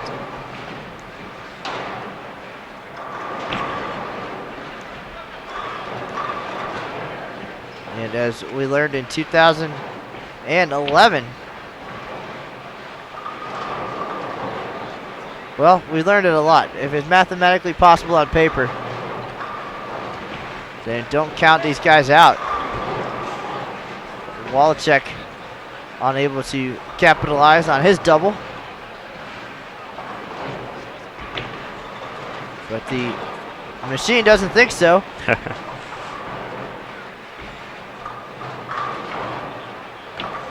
We're going to get that 10-pin respotted as Waliczek grabs a spare ball. Nice hit for Kevin on the trip 2. He's got 3 in a row now.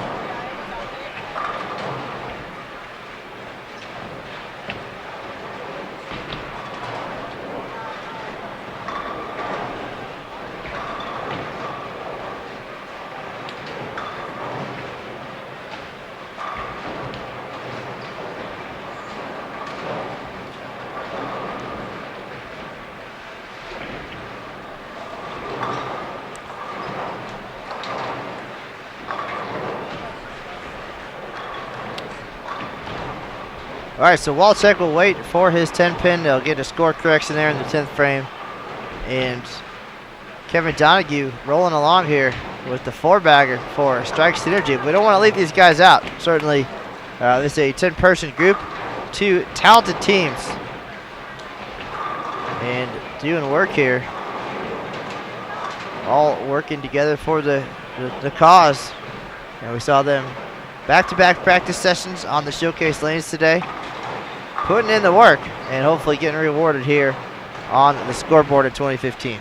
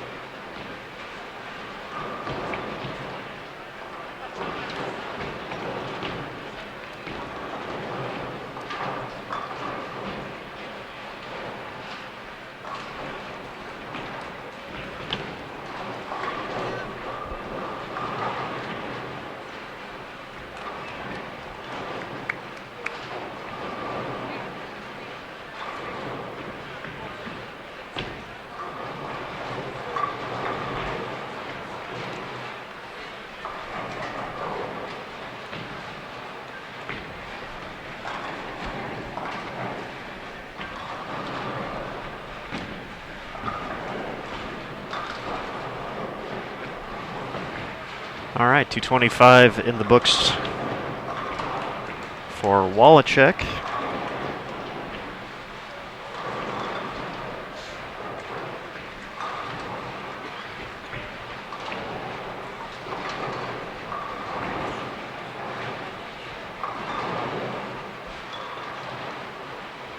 So far, these guys unable to capitalize on the fantastic ninth frame.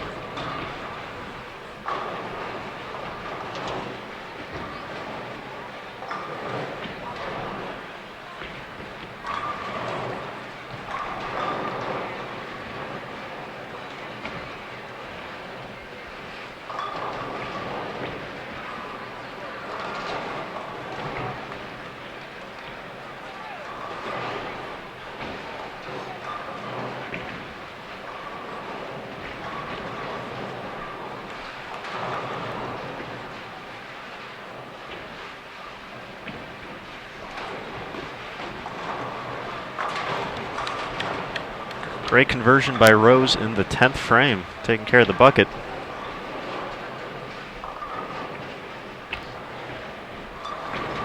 All right, Mr. Smith, so a ton of potential heading into the 10th frame here. And 0 for 4 as far as delivering, and that could be the huge difference. You still can't argue with the number, though. If with a strike here from Rose and Gotchall's able to put up 3 more, they're still in the 1140s. So they'll be ahead of pace, but at the same time, definitely what could have been at this juncture of the 10th frame. Certainly 33-59, a big number. A lot of conversations about whether it's enough. Is sneaking past that number going to be enough? When you have an opportunity like these gentlemen just had with 5 strikes going into the 10th, capitalizing on that definitely could be the difference in winning a title and a top 10 finish, but we will see. Well, even looking back at Junior Team USA supports overall performance, as Gotchall unable to get the 7-pin out. Their first 2 10 frames weren't that favorable when you go back and look at it. I believe 2 opens apiece in games 1 and 2. And then they put together a humongous 10th frame to finish game number 3. 4 of them doubled in the 10th to get there. There's definitely some pins. I know they wanted to get back there, but they made up a few in the 10th of the 3rd game. We'll see how this all pans out here.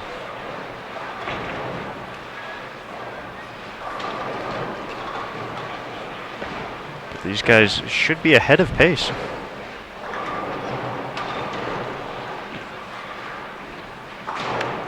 Well, again, we talk about everything having to go right to put up the kind of numbers it'll take to win here at the Open Championships, and certainly a little bit tougher task at hand going into game 3, but not impossible.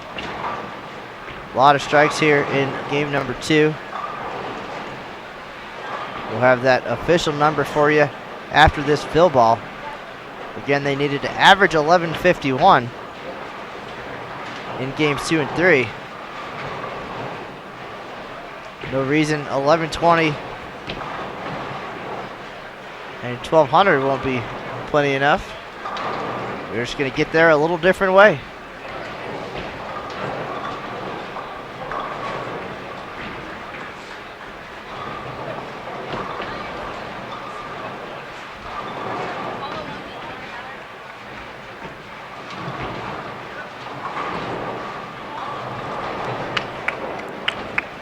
.248 in the books for Gotchall. 11:23, the official number. 21:80 at the turn. So 11:79 to get a piece of the lead here in 2015. That is a big number, but definitely out there based on what they just did in game 2. They filled that 10th frame with some strikes, and 11:70 is out there easily. So we'll have game 3 here momentarily. Adam Barta up on the approach. I am going to pause for a brief station identification, and we'll have the conclusion of tonight's team event for you. Right now, Adam Barta gets things started with a strike.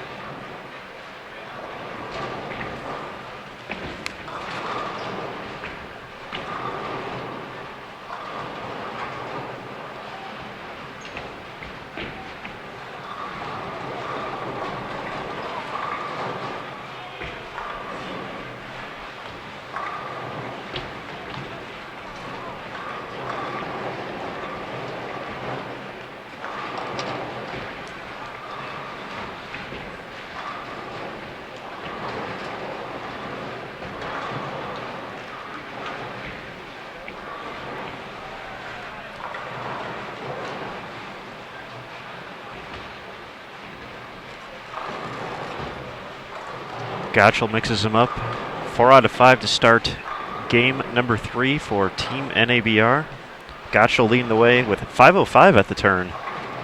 Game's at 2:57 and 2:48. Once again, 1179 is the number they're looking for a share of the lead. If they wanted all to themselves, 1180 plus will get them there.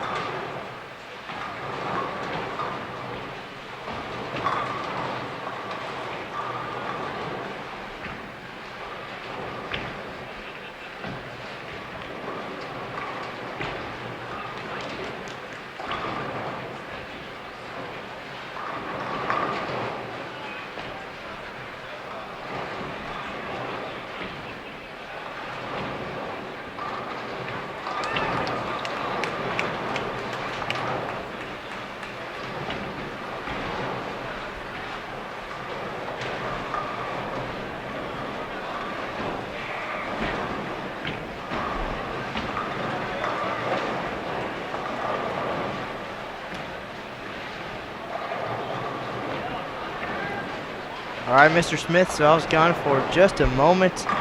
Come back and nice mix of strikes and such on the board, but 1179 is a pretty sizable number. It's going to take some work and some cooperation from the pins here. Saw Adam Barta as I was walking back up here and just let out a sigh and looking to get things moving along here like we saw, but Mike Rose trying to put on some dramatics for the fans here.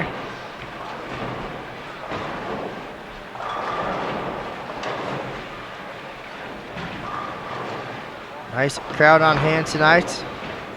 online and in person.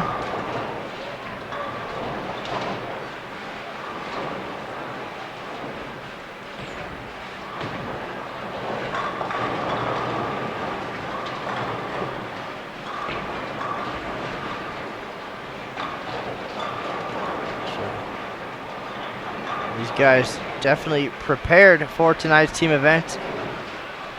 It is clear how much success here means to them. They found it individually.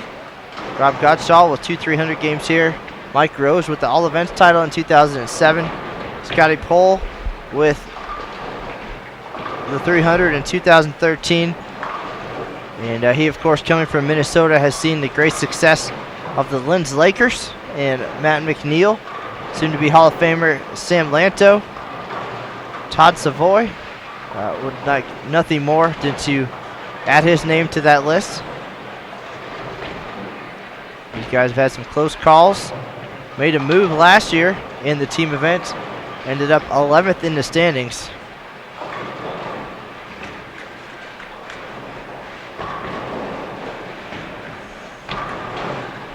So they have put all the pieces in place. This team, years in the making, and coming over from different groups, coming all together as Team NABR. And now that the pieces are there, it's just a matter of everything going their way for one time.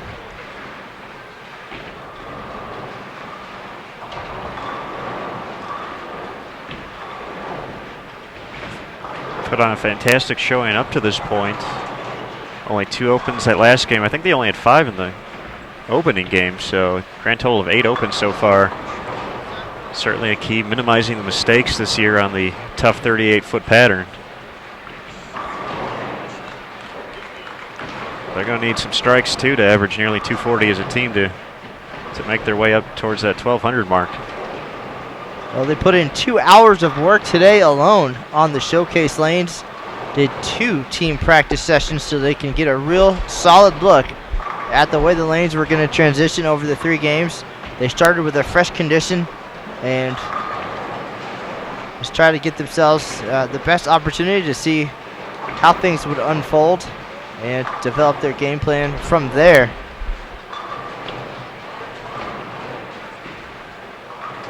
So if passion and hard work could gain you bonus points, these guys definitely deserve a few.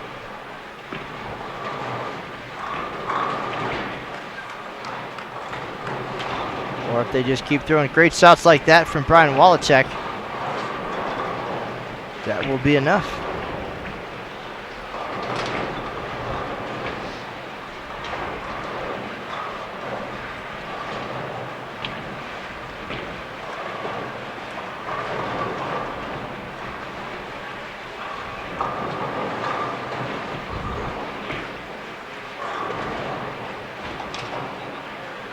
Strike synergy, a very important part. Holy cow. It's a tongue twister. All right, you want to try that one again? Strike synergy, a very important part. There you go, guy. The team effort here with Team NABR. A lot of times companion teams making all the difference and working together, not only on the lanes but behind the lanes for support and extra sets of eyes as things change and develop over the 3 games. I want to welcome and say goodbye to Sean Hall in the chat room tonight.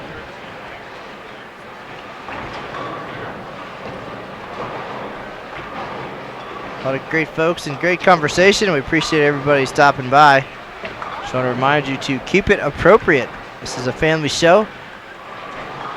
Adam Barta's whole family's watching. Wife Marcy and the kids Logan, Blake, and Brooke. And of course Scott Pohl's daughter Allison. So if you wouldn't say it to them, don't say it in the chat room. And if you would say it to them, well, please leave the chat room.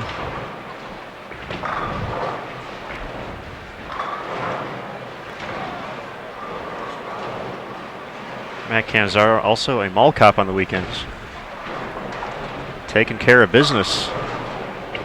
Saving up for a segue.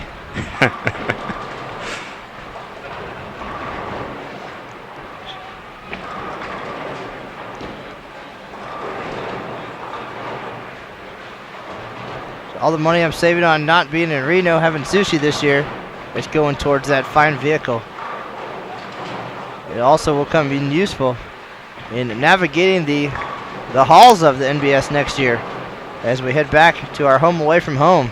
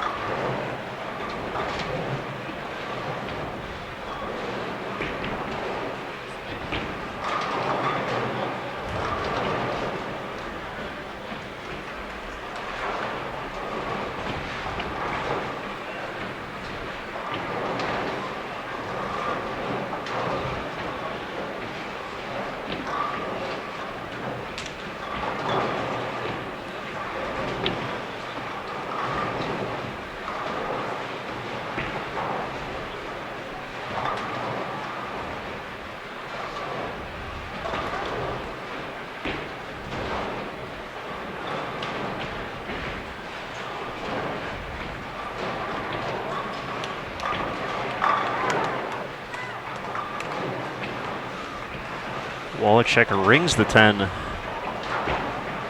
end his string of strikes at 3 in a row.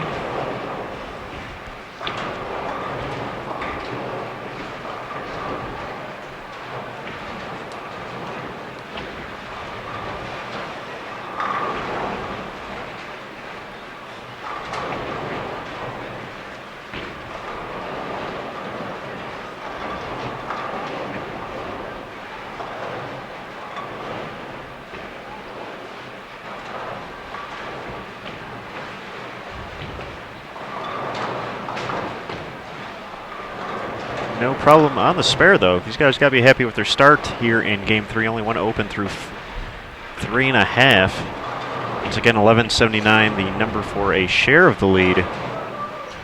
Anything more than that, it's all theirs.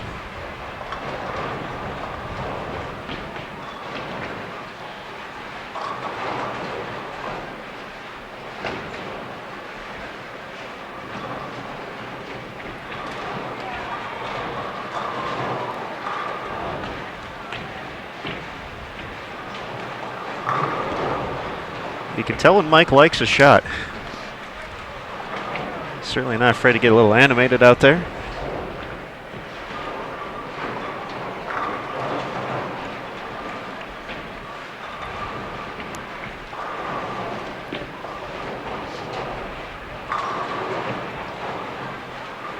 Both teams piling on some strikes here in Game 3.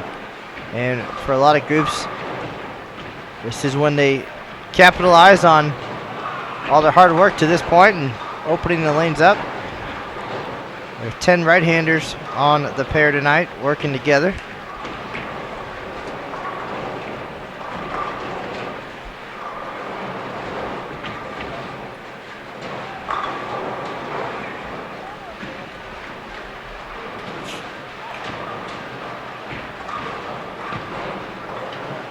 got 3 guys with the front 4.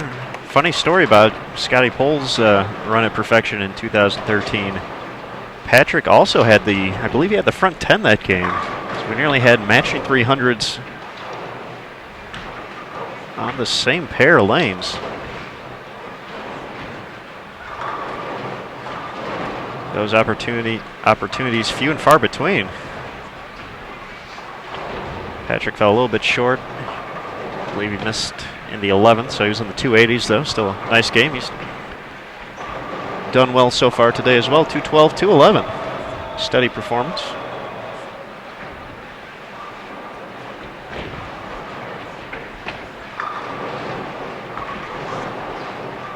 So, Aaron, we've been so focused on these guys, almost forgot that we had 50 other lanes going here on this team event. We were wall to wall tonight.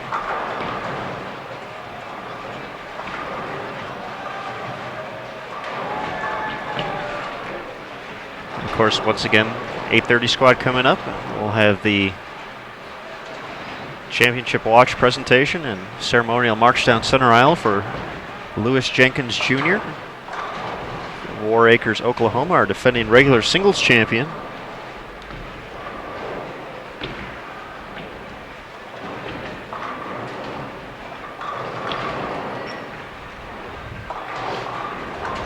We'll have his live stream tomorrow night at 8:30 local time here, 10:30 on the East Coast, as he looks to defend that singles title.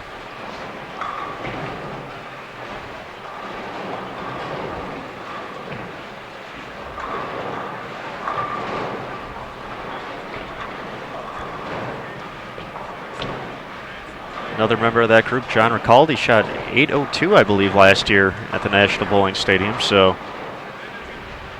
definitely a solid group making their way here out of Oklahoma.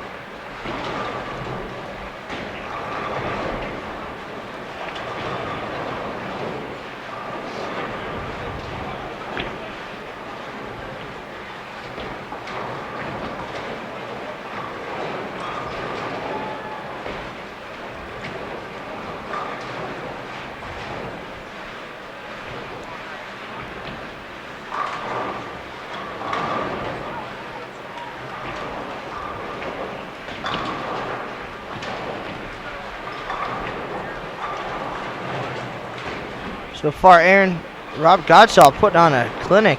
And we saw Eric Vermilia lead his team with a 762 series on his way to the all events lead. He's no longer on top of the standings. But a nice run and a great head start for him heading into doubles and singles. And Rob relentless on these pins here as he carries a high hit there. But I believe he was 250, 240 here so far. And now the front five here in the finale. Rob almost halfway to becoming the second bowler in history with 3 perfect games here at the Open Championships. It's happened once. Craig Splett got the job done. Rob with one in 2002 and another in 2010. Rob made the turn at 5:05 after games of 257 and 248. So he's put on as you said, a clinic today.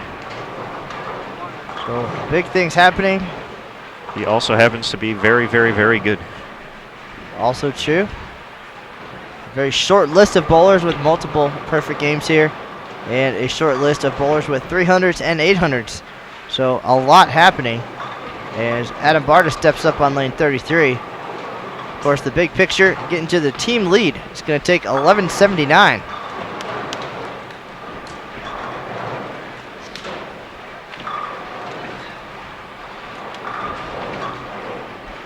And as we wind down, of course, our in-booth numbers guy, Aaron Smith, will count you down to 33.59. It's going to cost extra, actually, this time.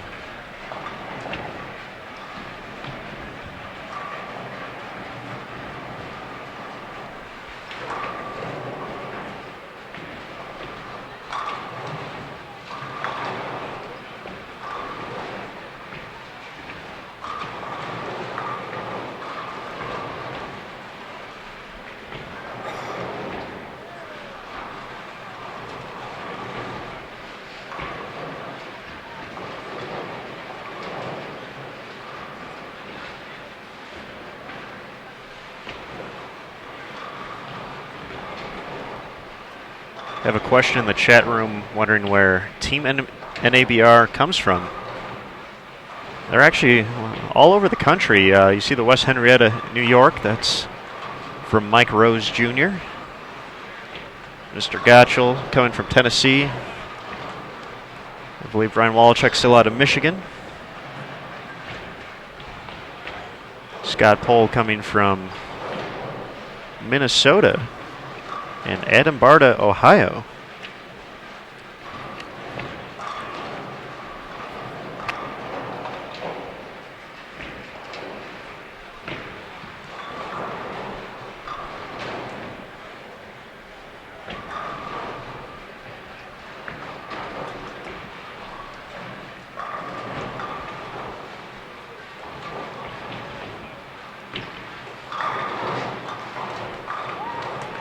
Great shot from Waliczek in the 6th. Now out of Frankenmuth, Michigan.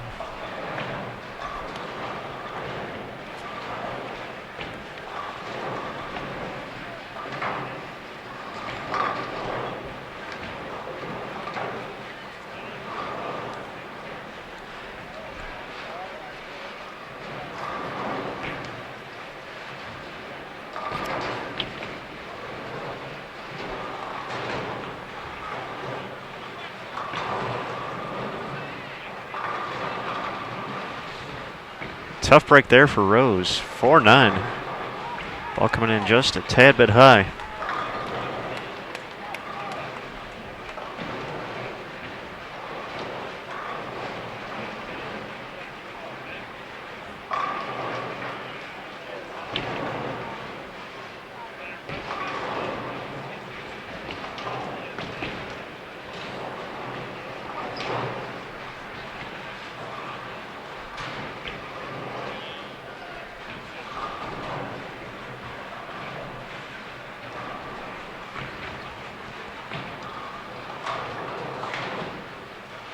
Rose only able to get one.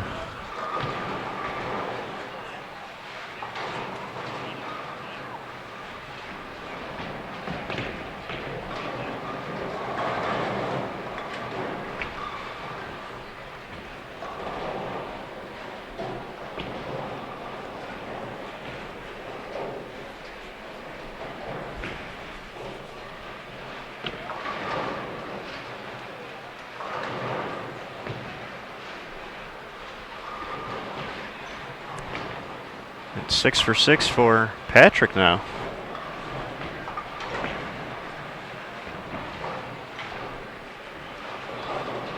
Let's see if Gotchall can match.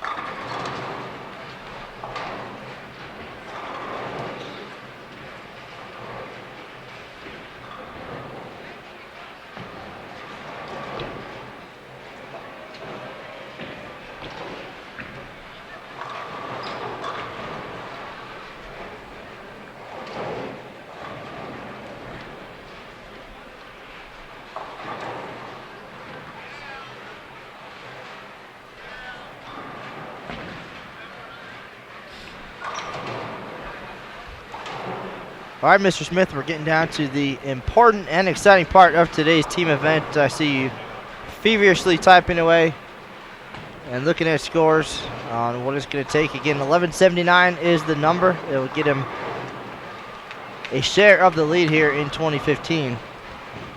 These guys are definitely going to need a few more strikes to get there. By my calculations, they got about 100 pins to give away to get there at 1286 max right now.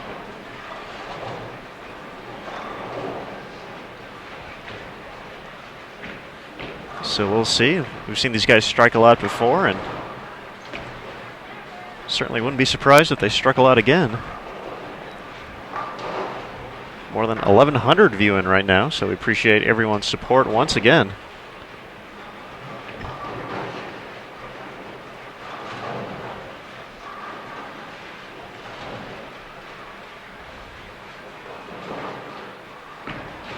See if Mike can get it going again after the 4-9 in the 6th delivers. As only hashtag Mike R can deliver.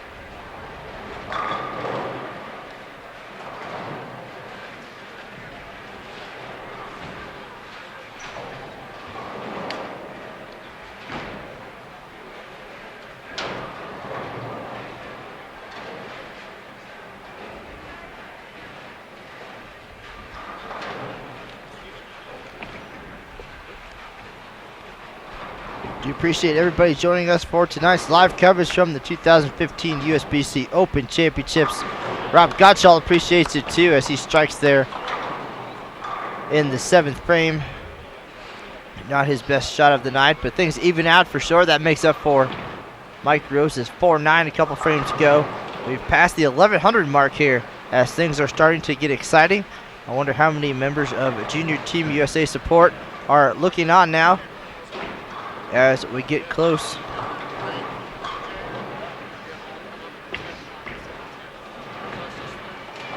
$33.59 the number. $11.79 is what it will take to get there. And 4 out of 5 in frame number 7. Here we go with the 8th frame. Adam Barta is going to step up on lane 33. He's working on 3 in a row.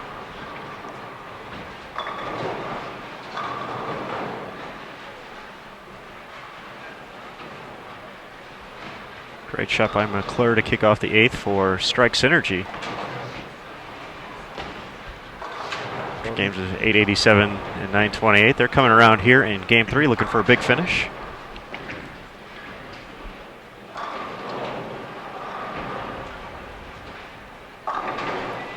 Not a lot of room to play with here for Team NABR as Barta high on lane 33. Gets the 4-pin out, leaves just the 9. But his run ends at 3 consecutive strikes. He's had games of 213 and 216 here tonight as the leadoff player.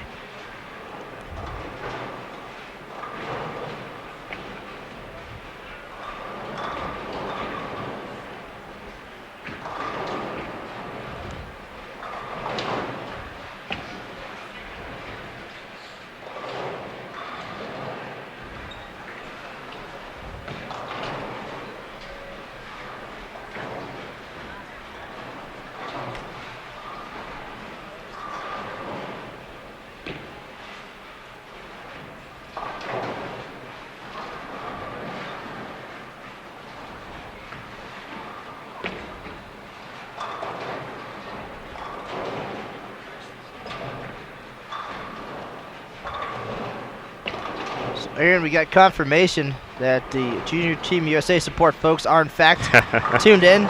Brandy Sanderson says they're watching and texting back and forth as things unfold here. Still a little bit of room out there for Team NABR. Not very much. And going back to the 10th frame of game number 2. A lot of possibility heading into that final frame and came up a little bit short. Ended with 11.23. Could have been a whole bunch more. But again, they just need to average 11.50 these last 2 games. So how you get there doesn't matter. So now it's going to take a big, big finale.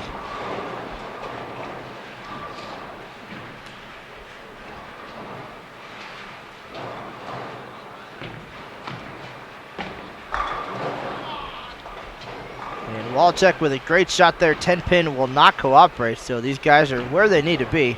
Throwing good shots and not getting the breaks, but of course we know that is what it takes.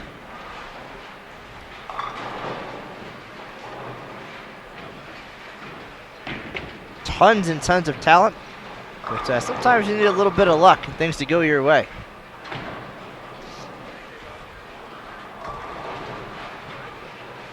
We saw that a little bit with Junior Team USA support in doubles and singles. As great as that number is, they put up 10,064.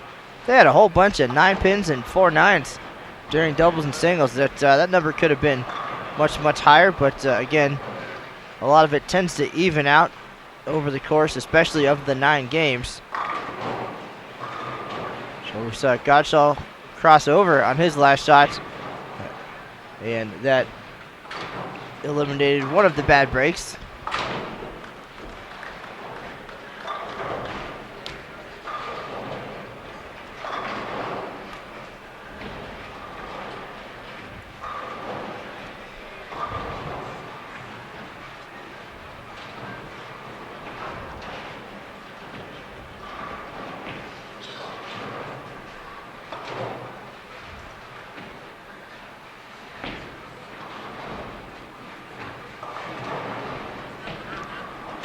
So Aaron Vermillion checking in as well. Of course they're watching.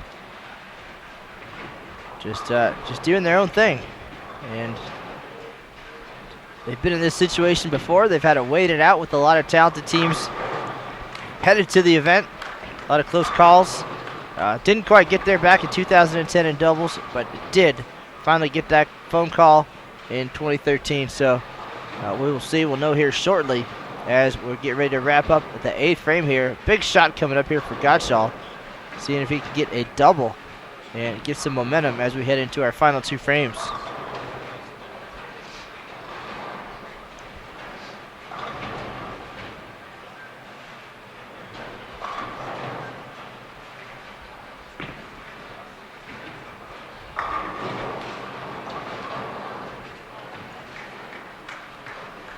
String of strikes for Patrick Donahue ends at 7. And able to get the 10 pin out there in the 8th frame.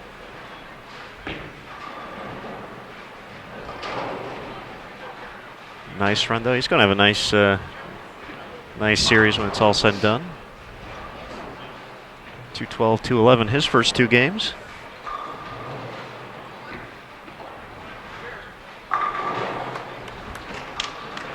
Gotchall takes care of business in the 8th after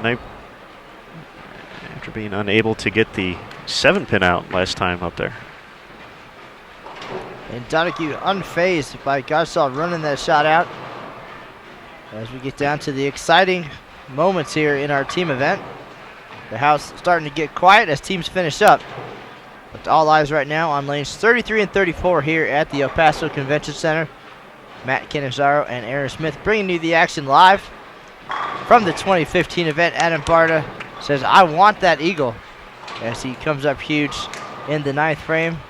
They're going to set themselves up for the big finish, and we'll have the calculation for you in just a few minutes.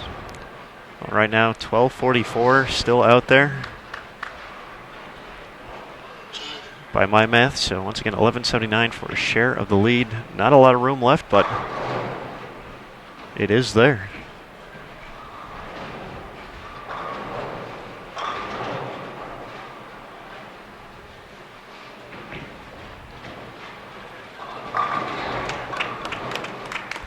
Looking to set the foundation frame just like they did in the 9th of game 2. So far, so good.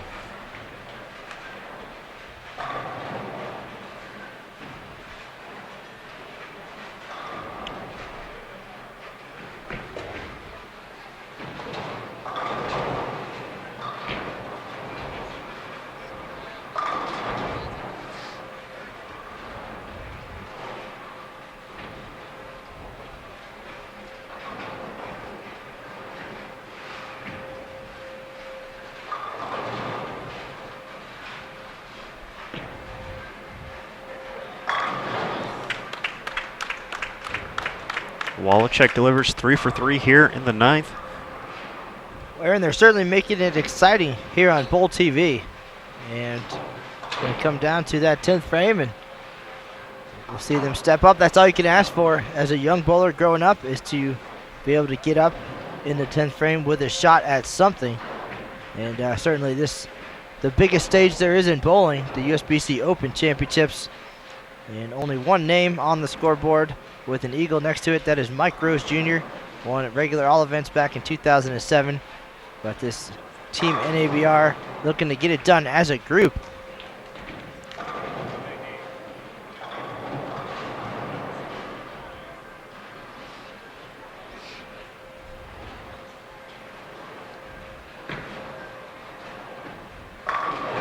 What a shot by Rose. Showing the moxie that got him to the all events title there.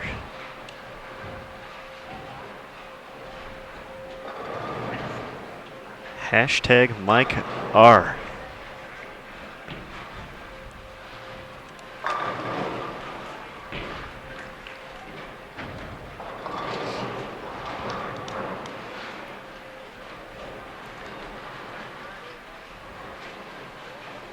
This performance being reflected, nearly 1,200 watching live as we near the end of game 3.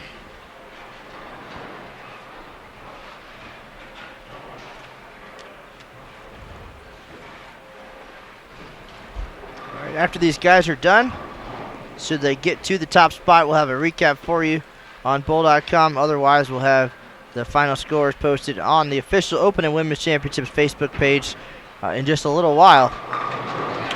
They are perfect in frame number 9, so the stage is set.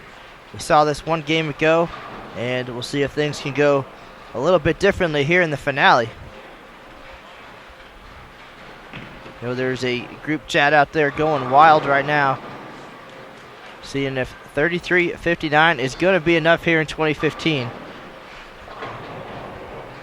I have no doubt they anticipated this moment and the possibilities. A lot of great teams scheduled for this year's event. NABR always on the radar. We're going to talk it out here, keep things relaxed and focused as Barta tries to step up and capitalize on that perfect 9th frame.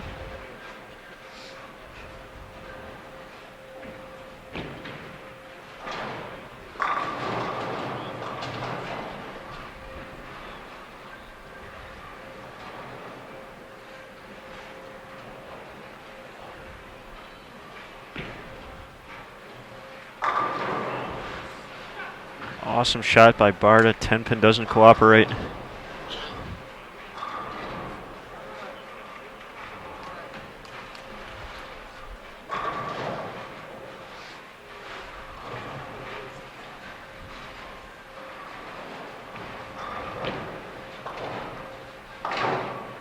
So, Aaron, by my calculations, max score drops to 12-24. Is that the same you got? That's what I got. All right, 11.79 is what they need to get a share of the lead here in 2015. And Barta with the spare. Max score for him, 207. Yeah, 213 and 216. And the carry not going his way. Again, 12-24 the max score, so just a few pins to play with. And 3 players going into the 10th frame working on doubles. So, folks, if you're a bowling fan and you're not watching right now, you are missing out. Everybody in there, about 1,200 strong. Tell your friends, get online. I think any score that takes the lead here in 2015 at this point could be the winner. And you're watching it unfold live on Bowl TV. 207 in the books for Barta, 636.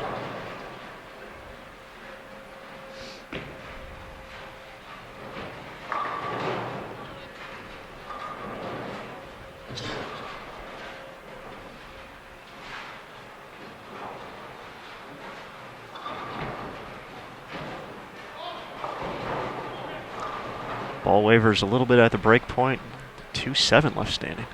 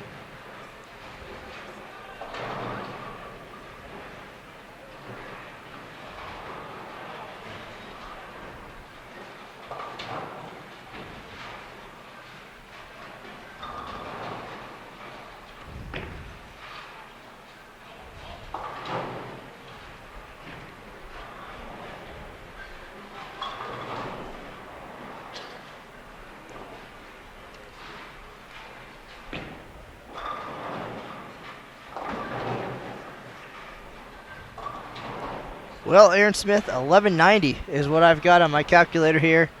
No room for error at this point for Team NABR. Gonna need a lot of doubles.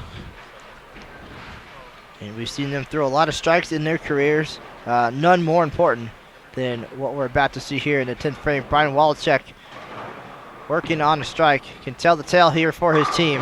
Great shot there. Delivers. And he has found success at the collegiate level, at Mega Bucks events, and in the PBA. And again, this is what we all dream of, stepping up in the 10th, especially in the team event. being able to deliver for your team. No doubt, there's some knots in their stomachs right now.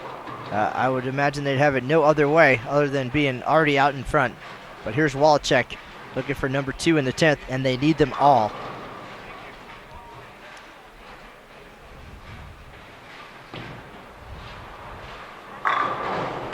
Clutch performance there. Fill ball, very important as well. They just have 11 pins to play with here. So if one of them happened to go strike 9 spare, that would be 11 pins right there. So all 10 very important here.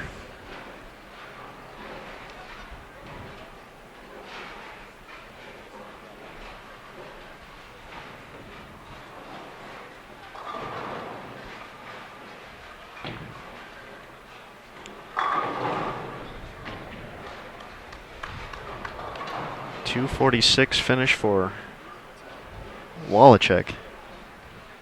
We now need doubles from both Rose and Gotchall.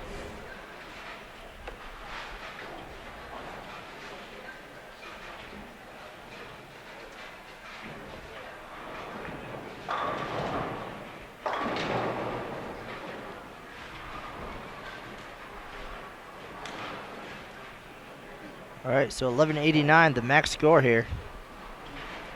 By our unofficial calculations, of course. Rose and Gotchall both working on 3 in a row. No room for error. Gets the late trip of the 9. These guys know what's at stake right now. Aaron, this is a key moment in the 2015 Open Championships. There's no time to be talking about stake. Focus, Matt. Focus.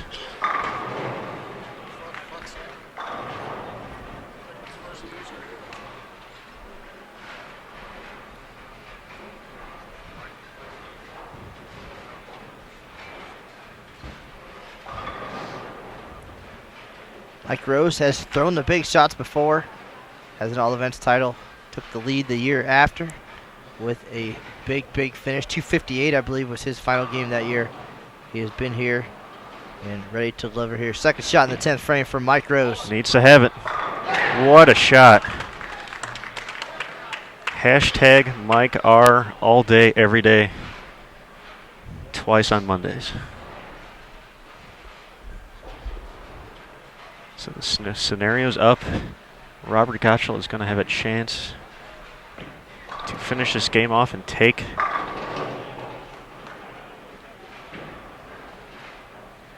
the team lead from Team NABR. Aaron, the only thing bigger than stepping up for your team and delivering 3 in the 10th is being the anchor bowler to do so. One of the key moments that comes to mind, of course, is back in 2013, John Janowitz doing it to break the record and take home a team title. And now it's on Rob Gotchall. A double here.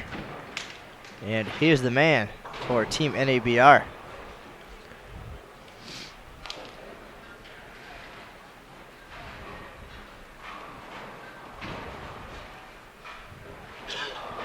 Anything less than a strike here, and Junior Team USA support survives another day.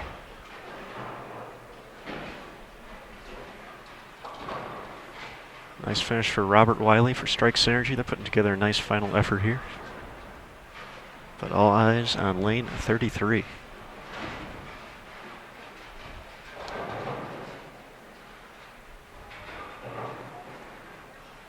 Needs this strike. Anything less, it'll settle into second.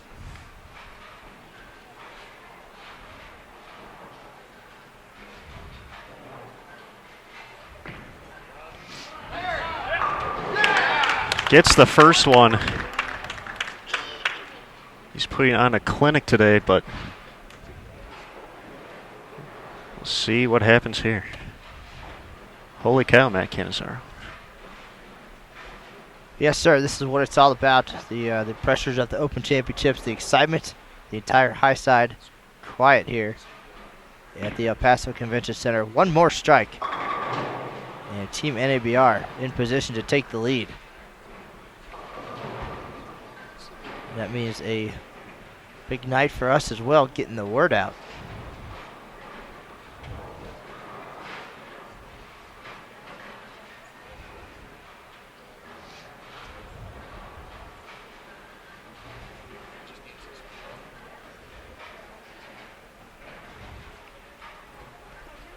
Gotchall needs this one.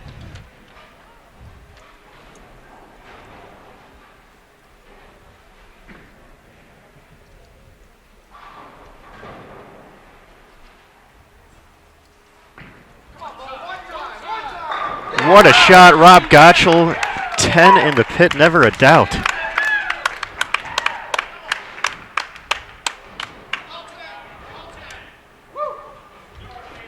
So now just needs to stay behind the line.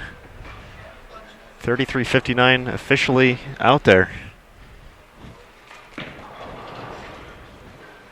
So keeps it on the lane, and we have new regular team leaders here at the 2015 USBC Open Championships.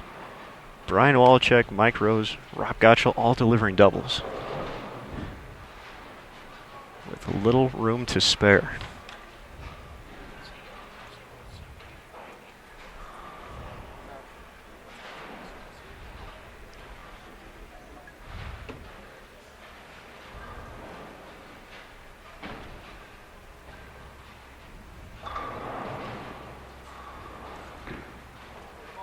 That will do it.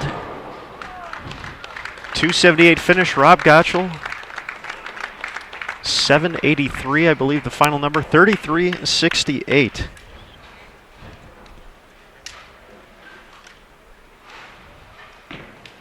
To take over the regular team lead here in 2015. Holy cow, what a finish. Gotchall leads the way, 783. Mike Rose, 697. Brian Waliczek, 659. Adam Barta, 636. Scott Pohl, 593. On their way to the team lead. My goodness, Matt Cannizzaro. What just happened there? Well, that's what it's all about, folks. The excitement of the big stage, stepping up when you need to. And these guys certainly did that. The big finish, 1188, more than enough to get them into the top spot. And we'll look forward to talking to them here in just a few minutes. Even got a text from the president of USBC, Andrew Kane, tuning in. That is definitely intense, Mr. Kane. And we're glad to bring it to you live here on Bowl TV, folks.